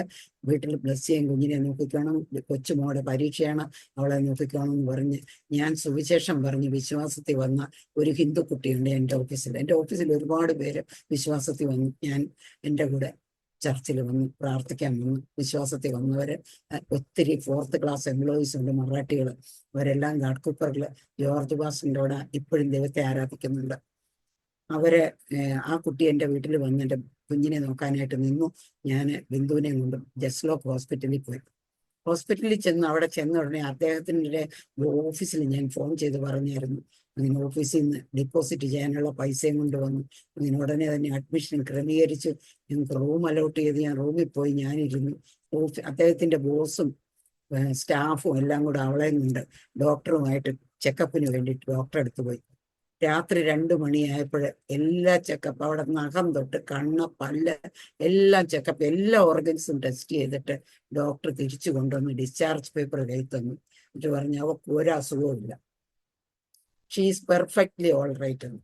എനിക്ക് അതൊരു വിരോധാഭാസമായിട്ടാണ് തോന്നിയത്. എന്നാലും ഡോക്ടേഴ്സാണ് പറയുന്നത് അവൾക്കൊരു അസുഖവും ഇല്ലെന്ന്. അവൾ ഡിസ്പോസിറ്റ് ചെയ്ത പൈസയുമായിട്ട് തിരിച്ച് രാവിലെ ഞങ്ങളെ വീട്ടിൽ വിട്ടു. എൻ്റെ കുഞ്ഞൊരു മരുന്ന് കഴിച്ചില്ല. എൻ്റെ ദൈവം എൻ്റെ കുഞ്ഞിനെ സൗഖ്യമാക്കി. എന്നിൽ ഒരു നന്മയും വസിച്ചിരിപ്പില്ല എന്ന് ഞാൻ സമ്മതിക്കുന്നു. പക്ഷെ എൻ്റെ ദൈവം വിശ്വസ്തനാണ്. അവൻ എളിയവനെ പൊടിയിൽ നിന്നും ദരിദ്രനെ കുപ്പയിൽ നിന്നും ഉയർത്തുന്നവനാണ്. നിലവിളിക്കുന്ന എളിയവനെ ദരിദ്രനെ തള്ളിക്കളയാത്ത ഒരു ദൈവം എൻ്റെ യേശു മാത്രം. ആ ദൈവത്തെ സാക്ഷിപ്പാൻ എനിക്ക് അവസരം കിട്ടുമ്പോഴെല്ലാം ഞാൻ ജോലിക്ക് പോകുമ്പോൾ എൻ്റെ ബാഗ് നിറച്ച് ട്രാക്റ്റ് വയ്ക്കും. ബസ്സിലും ട്രെയിനിലും ഞാൻ ട്രാക്റ്റ് കൊടുക്കും. എൻ്റെ ആശ ഇതേ ഉള്ളൂ, ഈ വലിയ ദൈവത്തെ എല്ലാവരും അറിയണം. എൻ്റെ ദൈവം ക്രിസ്ത്യാനികളുടെ മാത്രം ദൈവമല്ല, എൻ്റെ ദൈവം എല്ലാവരുടെയും ദൈവമാണ്. തകർന്നു നുറുങ്ങിയുള്ള ഹൃദയത്തെ ഒരു നാളും നിരസിക്കാത്തൊരു ദൈവം ഉണ്ടെങ്കിൽ അതെൻ്റെ യേശു മാത്രമാണ്. അതെല്ലാവരും അറിയണം. കാരണം ഈ ലോകത്തില് എൻ്റെ വീട്ടിൽ തന്നെ എനിക്കറിയാം അന്ധകാരത്തിൽ കഴിയുന്ന ജനമാണ്. ഒരൊറ്റ മനുഷ്യൻ യേശു എല്ലാവരുടെയും ദൈവമാണെന്ന് പറഞ്ഞിരുന്നെങ്കിൽ, ഈ യേശു രക്ഷിക്കുമെന്ന് പറഞ്ഞിരുന്നെങ്കിൽ, ഈ യേശു പാപങ്ങളെ മോചിക്കുമെന്ന് പറഞ്ഞിരുന്നെങ്കിൽ എൻ്റെ സഹോദരങ്ങൾ അങ്ങനെ നശിച്ചു പോകത്തില്ലായിരുന്നുവല്ലോ എന്ന് ഞാൻ പലപ്പോഴും വിചാരിക്കും. എൻ്റെ വിചാരം മുഴുവൻ എല്ലാവരോടും ഈ സുവിശേഷം പറയണം, ഈ ദൈവത്തെക്കുറിച്ച് പറയണം. ഞാൻ എൻ്റെ ഓഫീസിൽ എല്ലാവരോടും സുവിശേഷം പറയും. എൻ്റെ ബോസിനോട് എല്ലാവരും പറയും, ഈ ഡയറക്ടേഴ്സിനോടൊന്നും പറയരുത്, നിന്റെ ജോലിക്ക് അത് എഫക്റ്റ് ആവും. ഞാൻ ഭയന്നില്ല. സുവിശേഷത്തിൽ പറയുവാൻ എനിക്കൊരു ലജ്ജയുമില്ല, എനിക്കൊരു ഭയവുമില്ല. എന്തും അതിൻ്റെ പിന്നിൽ എന്തെങ്കിലും ഉണ്ടെങ്കിൽ എൻ്റെ കർത്താവ് നോക്കിക്കൊള്ളും. ഒത്തിരി പേരെന്നെ കൊല്ലാൻ നോക്കിയതാണ് എൻ്റെ ഓഫീസിൽ. ഞാൻ ഹിന്ദുക്കളോട് സുവിശേഷം പറഞ്ഞു മതം മാറ്റുന്നു എന്ന് പറഞ്ഞ് എന്നെ കൊല്ലാൻ നോക്കിയവരൊന്നും പിന്നെ ഓഫീസിൽ വരാൻ എൻ്റെ ദൈവം അനുവദിച്ചിട്ടുമില്ല. എൻ്റെ ദൈവം എൻ്റെ കാര്യങ്ങളും വ്യവഹാരങ്ങളും നടത്തും. എൻ്റെ ദൈവം എൻ്റെ യുദ്ധങ്ങളെ നടത്തും. എൻ്റെ ദൈവം എനിക്ക് വേണ്ടി സകലതും നിർവഹിക്കുമെന്ന് ഞാൻ രുചിച്ചറിഞ്ഞ എൻ്റെ ദൈവം കരുണ ചെയ്തു. ഇത്രയേ ഉള്ളൂ. എൻ്റെ നന്മയൊന്നുമില്ല, എനിക്കൊരു നന്മയുമില്ലെന്ന് ഞാൻ എൻ്റെ ദൈവത്തോട് ഏറ്റു പറയുന്നു. എൻ്റെ ദൈവം വിശ്വസന. എൻ്റെ ദൈവം അതിനുശേഷം എൻ്റെ മോളെ സൗഖ്യമാക്കി. അതിനുശേഷം അതേ മാസം എൻ്റെ മോക്ക് ഞങ്ങളുടെ ചർച്ചയിൽ നിന്ന് തന്നെ ഒരു കുടുംബം അവരുടെ മോനെ ബൈബിൾ ക്ലാസ്സിൽ പഠിക്കുക, വീടിക്ക് മണക്കാലെ അപ്പനും അമ്മയും വന്ന് കുത്തിയിരുന്ന് തപസ് ചെയ്ത് എൻ്റെ മോളെ വേണമെന്ന് പറഞ്ഞു. ഞങ്ങൾക്ക് നിങ്ങളുടെ മോളെ വേണം, നിങ്ങളൊന്നും തരണ്ട, നിങ്ങൾ ആ വസ്ത്രത്തോടെ നിങ്ങളുടെ മോളെ ഞങ്ങൾക്ക് തരണമെന്നും പറഞ്ഞ് വാങ്ങിച്ച് ഞങ്ങളുടെ മോളെ കല്യാണം കഴിച്ചു കൊണ്ടുപോയി ആ മാസം തന്നെ. എൻ്റെ ദൈവം വിശ്വസന. എൻ്റെ ആങ്ങളന്മാര് ചലഞ്ച് ചെയ്തു, നിന്റെ മക്കളെ ആര് പറ്റുന്നു. എൻ്റെ മക്കളെ 3 അതിനുശേഷം ഞങ്ങൾക്ക് ദൈവം ഒരു മോളെ തന്നു. 3ാമതൊരു മോളെ തന്നതാണ് ഇപ്പം ബോർഡ് എക്സാമിന് എഴുതിക്കൊണ്ടിരിക്കുന്നത്. ആ മോളുടെ ജനനം വളരെ അത്ഭുതമാണ്. ദൈവം മരിച്ചവരെ ഉയർപ്പിക്കുമെന്ന് ഞാൻ അനുഭവിച്ചറിഞ്ഞത് എൻ്റെ മോളുടെ ജനനത്തിലാണ്. എൻ്റെ മോളെ 7ാം മാസത്തില് എൻ്റെ മോളുടെ പ്രസവമായി. 7ാം മാസത്തിൽ എനിക്ക് ഡെലിവറിക്ക് ലേബർ പെയിൻ സ്റ്റാർട്ടായി. ഞാൻ ഹസ്ബൻഡ് ഓഫീസിലാണ്. 9:30 ആയപ്പോഴത്തേക്ക് പെയിൻ സ്റ്റാർട്ടായി. ഹസ്ബൻഡ് വന്നപ്പോൾ 11 മണിയായി. ഹോസ്പിറ്റൽ ചർച്ച് ഗേറ്റിലാണ് ഞങ്ങൾ താമസിക്കുന്നത്. മുള്ളൻകിള 70 മൈൽ ദൂരെ. അവിടെ 2 ടാക്സി പിടിച്ച് ട്രെയിൻ പിടിച്ച് വേണം പോകാൻ. ഞാൻ രാത്രി 12:30 ലാസ്റ്റ് ട്രെയിനിന് എൻ്റെ ഹസ്ബൻഡ് എന്നെയും കൊണ്ട് ഹോസ്പിറ്റലിൽ പോയി. അവിടെ എത്തിയപ്പം വെളുപ്പങ്കാലമായി. അവിടെ ട്രെയിനിൽ വെച്ച് സിവിയർ പെയിനായി. ഞാൻ ഓർത്ത് എന്തെങ്കിലും സംഭവിച്ചു പോയിരുന്നെങ്കിൽ. പക്ഷെ എൻ്റെ ദൈവം അനർത്ഥം വ്യസനഹേതുവാകാതെ എൻ്റെ ദൈവം എന്നെ വിടുവിച്ച് കാത്തു. ഞാൻ ഹോസ്പിറ്റലിലെത്തിയപ്പോൾ ഡോക്ടർ എൻ്റെ ഹസ്ബൻഡിൻ്റെ അടുത്തൊരു ഫോം കൊണ്ട് കൊടുത്തിട്ട് പറഞ്ഞു, കുഞ്ഞും തള്ളയും ഇടയും ജീവൻ അപകടത്തിലാണ്, കുഞ്ഞിൻ്റെയും തള്ളയുടെയും ജീവൻ അപകടത്തിലാണ്, ഇവിടെ ഒരു സൈൻ ചെയ്യണമെന്ന് പറഞ്ഞ് എൻ്റെ ഹസ്ബൻഡിനെ കൊണ്ട് എന്തിനും തയ്യാറാണെന്ന് സൈൻ ചെയ്ത് കൊടുത്തു. അവരെന്നെ ഉള്ളിൽ കൊണ്ടുപോയി. ഒക്ടോബർ 2, 1986 ഒരു വ്യാഴാഴ്ച ദിവസം രാവിലെയാണ്. 11 എന്നിട്ട് അവർ അൾട്രാസൗണ്ട് വെച്ച് കുഞ്ഞിന്റെ ഹാർട്ട് ബീറ്റ് നോക്കാൻ. ടക്ക് ടക്ക് ടക്ക് എന്ന് അടിക്കുന്നത് നമുക്ക് കേൾക്കാം. 11 മണിയായപ്പോൾ ഈ അൾട്രാസൗണ്ട് നിന്നു. ഡോക്ടറും നേഴ്സും എല്ലാം അങ്ങോട്ടും ഇങ്ങോട്ടും കണ്ണി നോക്കുന്നുണ്ട്. എനിക്ക് മനസ്സിലായി കുഞ്ഞ് മരിച്ചു വന്നു. അതിനുശേഷം ഒരു അരമുക്കാൽ മണിക്കൂർ കഴിഞ്ഞ് കാണും എൻ്റെ പെയിനും നിന്നു. ഞാൻ ഒരു വശത്തേക്ക് യേശുവേ സ്തോത്രം, അതെനിക്ക് നല്ല ഓർമ്മയുണ്ട്. ഞാൻ യേശുവേ സ്തോത്രം എന്ന് പറഞ്ഞിട്ടാണ് വലത്തോട്ട് ചരിഞ്ഞത്. ഞാനും നിലച്ചു, എൻ്റെ ജീവൻ പോയി. പിന്നെ എനിക്കൊന്നും അറിയില്ല അവിടെ എന്താ നടന്നത്, അവിടെ ആരുമില്ല. പിന്നെ കുറേ സമയം കഴിഞ്ഞപ്പോൾ ഞാൻ കണ്ണു തുറന്നു. ഡോക്ടേഴ്സും നേഴ്സസും ഡെത്ത് ഡിക്ലെയർ ചെയ്യാൻ പോയിരിക്കുക പുറത്ത്, ഫർദർ പ്രൊസീജിയർ അവർ പുറത്തു പോയിരിക്കുക. ഈ ലേബർ റൂമിനകത്ത് ഒരൊറ്റ മനുഷ്യനില്ല. ഞാൻ കുറേ കഴിഞ്ഞപ്പോൾ കണ്ണു തുറന്നപ്പോൾ ആദ്യ ദിവസം എൻ്റെ റൂമിൽ വന്ന യേശുവിൻ്റെ സാന്നിധ്യം എൻ്റെ അടുത്ത് വന്നു. എൻ്റെ മേളിൽ പ്രകാശം മിന്നാൻ തുടങ്ങി. 1000 ട്യൂബ് കത്തുന്ന വെളിച്ചം എൻ്റെ മേളിൽ മിന്നുക ഞാൻ കാണുക. കുഞ്ഞിൻ്റെ കരച്ചിലും കേട്ടു. അത് എൻ്റെ കുഞ്ഞാണോന്നൊന്നും എനിക്കറിയത്തില്ല. വേറെ ആരും ലേബർ റൂമിൽ ഉണ്ടായിരുന്നില്ല. കുഞ്ഞ് കരയുന്ന ശബ്ദം കേട്ടു. അത് കേട്ടുകൊണ്ട് ഡോക്ടറും നേഴ്സ് ഓടി വന്ന് എൻ്റെ നേരെ ഷൗട്ട് ചെയ്യുക, കുഞ്ഞിപ്പോൾ താഴെ വീഴുമായിരുന്നു എന്ന് പറഞ്ഞു. ഞാനിതൊന്നും അറിഞ്ഞില്ല. എൻ്റെ കർത്താവാണ് എൻ്റെ 3ാമത്തെ കുഞ്ഞിനെ ഡെലിവറി എടുത്തത്, അല്ലാതെ ഡോക്ടറും നേഴ്സും ഒന്നുമല്ല. അപകട സമയത്ത്, കഷ്ടസമയത്ത് നല്ല സഖിയായിരിക്കുന്ന ഒരു ദൈവമാണ് നമ്മുടെ ദൈവം. എൻ്റെ കുഞ്ഞിന് ജീവൻ കൊടുത്തു. ഒരു അബ്നോർമാലിറ്റി എൻ്റെ കുഞ്ഞിനില്ല. 1 കിലോ 300 ഗ്രാം വെയിറ്റ് എൻ്റെ കുഞ്ഞിന്. ഫ്ലഷ് എന്ന് പറയുന്ന അവിടെ ശരീരത്തില്ല. ഒരു തുണി വലിക്കുന്നത് പോലെ ഡോക്ടർ അവിടെ സ്കിന്ന് വലിച്ച് നോക്കുക. എന്നിട്ട് പറഞ്ഞു വിസിബിൾ അബ്നോർമാലിറ്റീസ് ഒന്നുമില്ല, പക്ഷെ കുഞ്ഞിന് വെയിറ്റ് കുറവാണ്, കുഞ്ഞിനെ ജീവനോടെ കിട്ടുമോ എന്ന് ഡൗട്ടാന്ന് പറഞ്ഞു. എന്നിട്ട് അതിനെ കൊണ്ടുപോയി ഇൻക്യുബേറ്ററിൽ വെച്ച് അവൾ ഇൻക്യുബേറ്ററിൽ ഒരു നിമിഷം പോലും ഒരു ത്രെഡിലെ പാല് കുടിച്ചില്ല. അവൾ മരിക്കാൻ പോകുന്ന പോലെ കരയാൻ തുടങ്ങി. അങ്ങനെ ആ ഡോക്ടർ ആദ്യത്തെ ദിവസം തന്നെ കുഞ്ഞിനെ എൻ്റെ അടുത്ത് കൊണ്ടുത്തന്നു. അവള് നോർമൽ കുട്ടികളെക്കാൾ സഖ് ചെയ്ത് പാല് കുടിക്കാൻ തുടങ്ങി. കുഞ്ഞിനെ എൻ്റെ അടുത്ത് കിടത്തിയിരിക്കുമ്പോൾ എൻ്റെ തൊട്ടടുത്ത് ദൈവം എന്തെങ്കിലും ചെയ്താൽ അതിൻ്റെ പിന്നെ ദൈവത്തിന് വലിയ ഒരു ഉദ്ദേശമുണ്ട്, അല്ലാതെ ഒരു ദൈവ പൈതലിനെ ദൈവം എങ്ങും അയക്കത്തില്ല. എനിക്ക് മനസ്സിലായി ദൈവത്തിന് വലിയ പർപ്പസോട് കൂടിയാണ് ഈ 7ാം മാസത്തിൽ എൻ്റെ ദൈവം എന്നെ അവിടെ അയച്ചത്.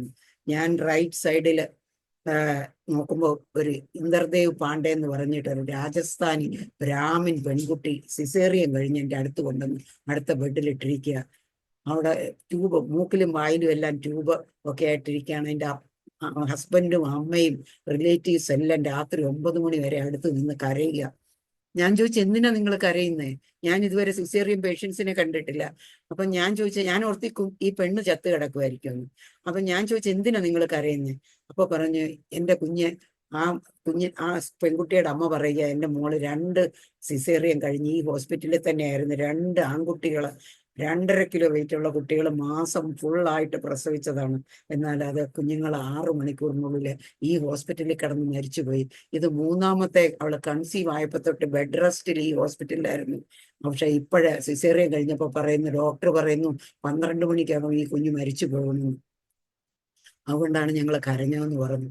അപ്പൊ ഞാൻ പറഞ്ഞു, നിങ്ങൾ വിശ്വസിക്കുകയാണെങ്കിൽ ഞാൻ ഒരു ജീവനുള്ള ദൈവത്തെക്കുറിച്ച് പറയാം, അത് യേശുവാണ്. നിങ്ങൾ വിശ്വസിക്കുമെങ്കിൽ ആ കുഞ്ഞ് മരിക്കത്തില്ല എന്ന് പറഞ്ഞു. അവർ പറഞ്ഞു, ഞങ്ങൾ വിശ്വസിക്കുന്നു. ഞാൻ ആ ലേബർ ബെഡിലിരുന്ന് ആ കുഞ്ഞിന് വേണ്ടി പ്രാർത്ഥിച്ച് കർത്താവിനോട് നിലവിളിച്ചു, ദൈവമേ ഈ കുഞ്ഞിനെ അവർക്ക് ജീവനോടെ കൊടുക്കണേ എന്ന് പറഞ്ഞു പ്രാർത്ഥിച്ചിട്ട് കിടന്നു. രാവിലെ എഴുന്നേറ്റപ്പോൾ അവരെല്ലാം ആ കുഞ്ഞിന്റെ ഫാദറും അമ്മയൊക്കെ സന്തോഷത്തോടെ എന്നെ നോക്കി ചിരിക്കുന്നു.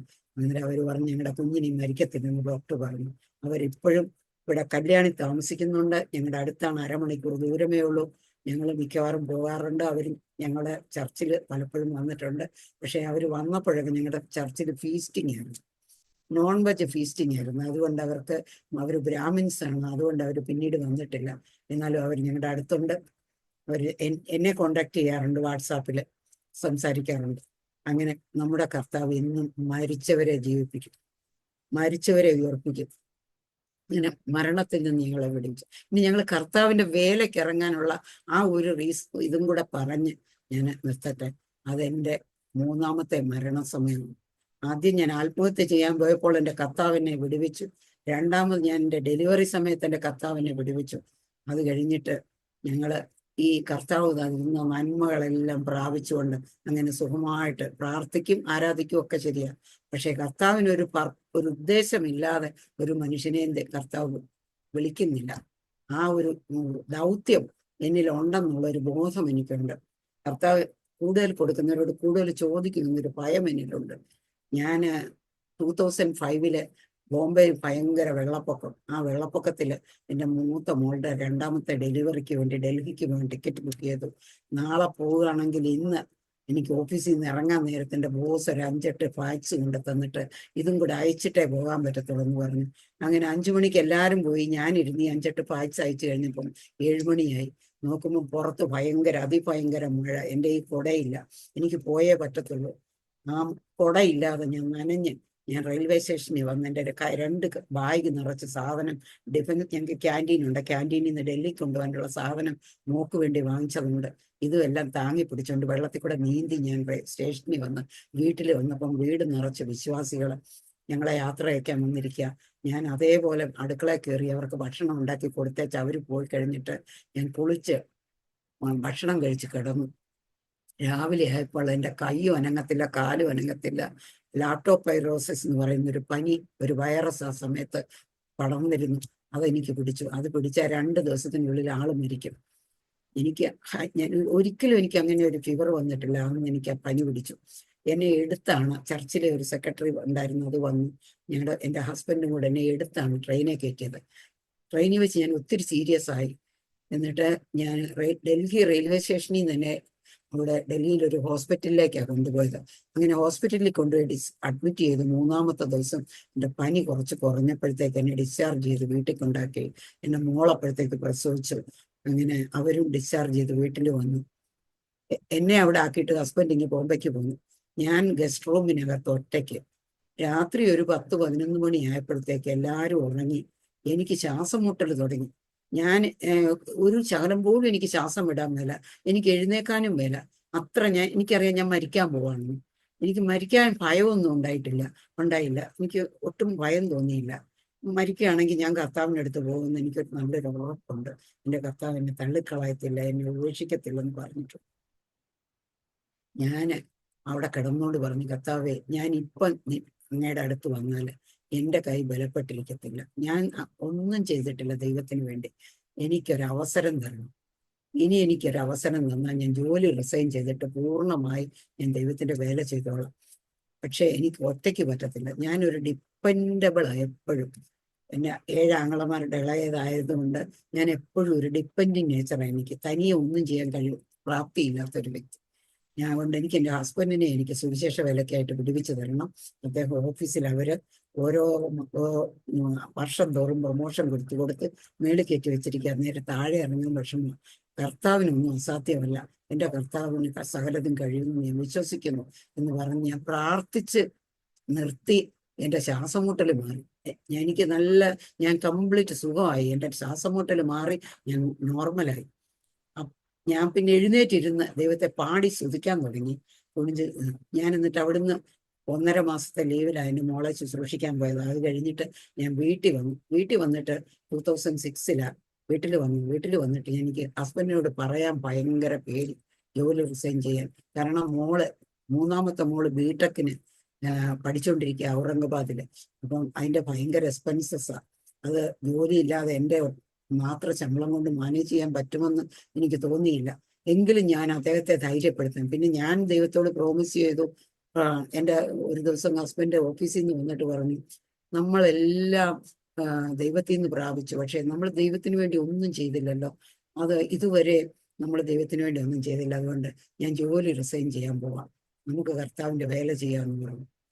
അത് കേട്ടപ്പോൾ ഞാൻ ഉള്ളിൽ സാറാ ചിരിച്ചത് കണക്ക് എൻ്റെ ഉള്ളിൽ ചിരിക്കുക. എൻ്റെ കർത്താവ് ഇത്ര അത്ഭുത മന്ത്രിയാണല്ലോ എന്ന് ഓർത്ത് എൻ്റെ ഭർത്താവ് റിസൈൻ ചെയ്തിട്ട് വന്നു വീട്ടിൽ. വീട്ടിൽ വന്നപ്പോൾ അതുവരെ ഞാൻ വീട്ടിലെല്ലാ ശനിയാഴ്ചയും ഞങ്ങൾക്ക് 2 ദിവസം ഓഫാ, ശനി ഞായർ. ഞാൻ ശനിയാഴ്ച എന്നും ഉപവസിച്ചിരുന്നു ദൈവത്തോട് പ്രാർത്ഥിക്കും, ദൈവമേ എനിക്ക് ജോലി റിസൈൻ ചെയ്യണം, എനിക്ക് കർത്താവിൻ്റെ വേല ചെയ്യണം, നീ എനിക്ക് വഴിയൊരുക്കി തരണം എന്ന് പറഞ്ഞ് പ്രാർത്ഥിച്ചുകൊണ്ടിരുന്നു. അങ്ങനെ പ്രാർത്ഥിച്ചുകൊണ്ടിരുന്നപ്പോൾ ഒരു പാസ്റ്റർ, ജോൺ നൈനാൻ എന്ന് പറഞ്ഞിട്ട് ഒരു പാസ്റ്റർ അവിടെ പ്രാർത്ഥിക്കാൻ വന്നു. വന്നിട്ട് പാസ്റ്റർ പറഞ്ഞു, ബ്രദറിന് ബൈബിൾ കോളേജിൽ പോകണമെന്ന് ആഗ്രഹമുണ്ടോ? അപ്പൊ അദ്ദേഹം പറഞ്ഞു, എനിക്ക് ഈ വയസ്സുകാലത്ത് ആരാ അഡ്മിഷൻ തരുന്നു ഈ ബൈബിൾ കോളേജിൽ? അപ്പൊ പറഞ്ഞു, ആഗ്രഹം ഉണ്ടെങ്കിൽ ഞാൻ വാങ്ങിച്ചു തരാമെന്ന് പറഞ്ഞു. അദ്ദേഹം കൊണ്ട് കുമ്പനാട്ട് അഡ്മിഷൻ വാങ്ങിച്ചു കൊടുത്തു. അങ്ങനെ അദ്ദേഹം കുമ്പനാട്ട് ബൈബിൾ കോളേജിൽ പോയി പഠിച്ചിട്ട് ഇറങ്ങി വരുന്നത് വരെ ഞാൻ ജോലി ചെയ്ത് ഞാൻ മോളെ പഠിപ്പിച്ചു. മോള് പഠിച്ചിട്ട് ഇറങ്ങി വന്ന ഉടനെ അവൾക്ക് കല്യാണാലോചനയായി. ആ കല്യാണാലോചനയും കൊണ്ടുവന്നു. കല്യാണം ആലോചിച്ച് വന്നു. അപ്പൊ തന്നെ ആ മാസം തന്നെ കല്യാണമുണ്ട്. അവർ പറഞ്ഞു, ഞങ്ങൾക്ക് ഒന്നും സ്ത്രീധനം വേണ്ട, ഞങ്ങൾക്ക് നിങ്ങളുടെ മോളെ മതി. ഞങ്ങൾ അവിടെ ഞങ്ങൾക്ക് നാട്ടിലൊരു വസ്തു ഉണ്ടായിരുന്നു, ആ വസ്തു പോയി വിറ്റിട്ട് വന്ന് ഞങ്ങൾ അതേ മാസം തന്നെ ഞങ്ങളുടെ കല്യാണം നടത്തി. അത് കഴിഞ്ഞപ്പോൾ കർത്താവ് ഞങ്ങൾക്ക് സ്വസ്ഥത വരുത്തി. അങ്ങനെ ഹസ്ബൻഡ് ഞാനും കൂടെ കർത്താവിൻ്റെ വേല ചെയ്യാൻ തുടങ്ങി. ഞങ്ങള് അങ്ങനെ കർത്താവിൻ്റെ വേല തുടങ്ങിയതാണ്. അതിനുശേഷം ഇന്ന് വരെയും ഞങ്ങൾ കർത്താവിൻ്റെ മുന്തിരിത്തോട്ടത്തിൽ അധ്വാനിപ്പാൻ ദൈവം ഞങ്ങളെ സഹായിച്ചു. കർത്താവ് അനേക അത്ഭുതങ്ങളും അടയാളങ്ങളും വീര്യപ്രവൃത്തികളും ഞങ്ങളുടെ ശുശ്രൂഷയിൽ നിർവഹിച്ചാണ് ഞങ്ങളെ നടത്തുന്നത്. അനേക മദ്യപന്മാർ, അനേക രോഗികൾ, അനേക ഹിന്ദുക്കൾ, അനേക ഹിന്ദു കുടുംബങ്ങൾ വിശ്വാസത്തിൽ വരുവാനും അവരുടെ ഇടയ്ക്ക് ഈ ദൈവത്തിന്റെ സ്നേഹം പങ്കുവയ്ക്കാൻ ദൈവം ഞങ്ങളെ സഹായിച്ചു. ഈ ദൈവം ഇന്നലെയും ഇന്നും എന്നേക്കും അനന്യം തന്നെ അവങ്കിലേക്ക് നോക്കിയ പ്രകാശിതരായി. ഈ ദൈവം സൗഖ്യദായകൻ മാത്രമല്ല, അവന് അത്ഭുത മന്ത്രിയാണ്, വീരനാം ദൈവമാണ്. തന്നിൽ ആശ്രയിക്കുന്നവർക്ക് അവൻ സഹായവും പരിചയവുമാണ്. അവങ്കിലേക്ക് നോക്കിയ പ്രകാശിതരായി. ഞാൻ എൻ്റെ സാക്ഷ്യം കേൾക്കാൻ ഈ കേട്ട എല്ലാ പ്രേക്ഷകർക്കും സമയം അനുവദിച്ചു തന്ന ദൈവത്തിന്റെ ദാസനും എൻ്റെ ഹൃദയം നിറഞ്ഞ നന്ദിയും സ്നേഹവും അർപ്പിച്ചുകൊണ്ട് ഞാൻ എൻ്റെ സാക്ഷ്യത്തിൽ നിന്ന് വരുന്നു. ആമേൻ. താങ്ക് യു കർത്താവിൻ്റെ ദാസി. ഇത്രത്തോളം സമയം അനുഗ്രഹീതമായ ജീവിതാനുഭവവും ദൈവം നടത്തിയ അത്ഭുതകരമായ വേളയെയും കുറിച്ച് പറയുവാൻ സ്വർഗത്തിലെ ദൈവം കൃപ ചെയ്തത് ഓർത്ത് ഞാൻ ദൈവത്തിന് സ്തോത്രം ചെയ്യുന്നു. നമ്മുടെ ജീവിതത്തിൽ ദൈവം നമ്മെ മുന്നമേ തിരഞ്ഞെടുത്തതുകൊണ്ട് ഇന്ന് കർത്താവിൻ്റെ സന്നിധിയിൽ സന്തോഷത്തോടെ നല്ല സാക്ഷ്യം വഹിപ്പാൻ കർത്താവ് കൃപ ചെയ്തു എന്ന് മാത്രമേ എനിക്ക് പറയുവാൻ കഴിയുന്നുള്ളൂ. മാനുഷികമായി നോക്കിയാൽ ഒരു ജനിച്ചു വളർന്നതായ പാരമ്പര്യ പശ്ചാത്തലമനുസരിച്ച് ജീവിക്കുവാൻ സാഹചര്യങ്ങളുണ്ടായിരുന്നു. പക്ഷേ ദൈവം മുന്നമേ കണ്ടിരുന്നത് കൊണ്ട് ദൈവത്തിൻ്റെ പദ്ധതിയിലേക്ക് കൂട്ടിച്ചേർക്കുവാൻ തക്കവണ്ണം ചില കഷ്ടതയുടെ അനുഭവങ്ങളിലൂടെ കടന്നു പോകേണ്ടി വന്നു. എന്തിനാണ് ജീവിതത്തിലെ കഷ്ടത എന്ന് പലപ്പോഴും പലരും ചോദിക്കാറുണ്ട്. ദൈവത്തിന് അതിൽ നിന്നൊക്കെ എല്ലാവരെയും അങ്ങ് രക്ഷിച്ചാൽ പോരെ? വ്യക്തമായി പറഞ്ഞാൽ ഓരോ കഷ്ടതയുടെയും പിന്നിൽ കർത്താവിനോട് അടുക്കുവാൻ നമുക്ക് ഒരുക്കുന്ന, നമുക്ക് വേണ്ടി വെട്ടുന്ന ഒരു പാതയാണ്, ഒരു വഴിയാണ് എന്ന് തിരിച്ചറിയുന്നത് നാം ആ വഴികളിലൂടെ പിന്നിട്ട് കഴിയുമ്പോൾ മാത്രമേ നമുക്കത് മനസ്സിലാക്കുവാൻ കഴിയുള്ളൂ. പലപ്പോഴും അങ്ങനെ കഷ്ടതയുടെ അനുഭവങ്ങളിലൂടെ കടന്നു പോകുമ്പോൾ എനിക്ക് വയ്യ, മുന്നോട്ട് പോകാൻ കഴിയുകയില്ല എന്ന് വിചാരിച്ച് പല സന്ദർഭങ്ങളിലും രക്ഷപ്പെടാൻ പലരും കണ്ടെത്തുന്ന ഒരു വഴിയാണ് ആത്മഹത്യ, അല്ലെങ്കിൽ മദ്യപാനം, മയക്കുമരുന്ന്, ലഹരി വസ്തുക്കളുടെ ഉപഭോഗം, പിന്നെ അക്രമാസക്തരാകുക, വഴിപഴച്ച ജീവിതം നയിക്കുക. ഇങ്ങനെയൊക്കെയുള്ള കാര്യങ്ങൾ സ്വാഭാവികമായി വ്യക്തികളിലേക്ക് കടത്തിവിടുന്നത് അത് പൈശാചികമാണ്. തെറ്റായ തീരുമാനങ്ങൾ എടുക്കുന്നത് പൈശാചികമാണ്. എന്നാൽ സ്വർഗത്തിലെ ദൈവത്തിന് വലിയ പദ്ധതി ഉണ്ടായിരുന്നത് കൊണ്ട് ആ പൈശാചിക പദ്ധതികൾക്ക് ദൈവം ഏൽപ്പിച്ചു കൊടുക്കാതെ, കൈവിടാതെ, അതത് സന്ദർഭങ്ങളിൽ ഓരോ ചാലുകൾ വെട്ടിത്തിരിച്ച്, ഓരോ പാതകൾ വെട്ടിത്തുറന്ന് കർത്താവിൻ്റെ അടുക്കലേക്ക് അടുപ്പിക്കുവാൻ ഇടയായി തീർന്നു.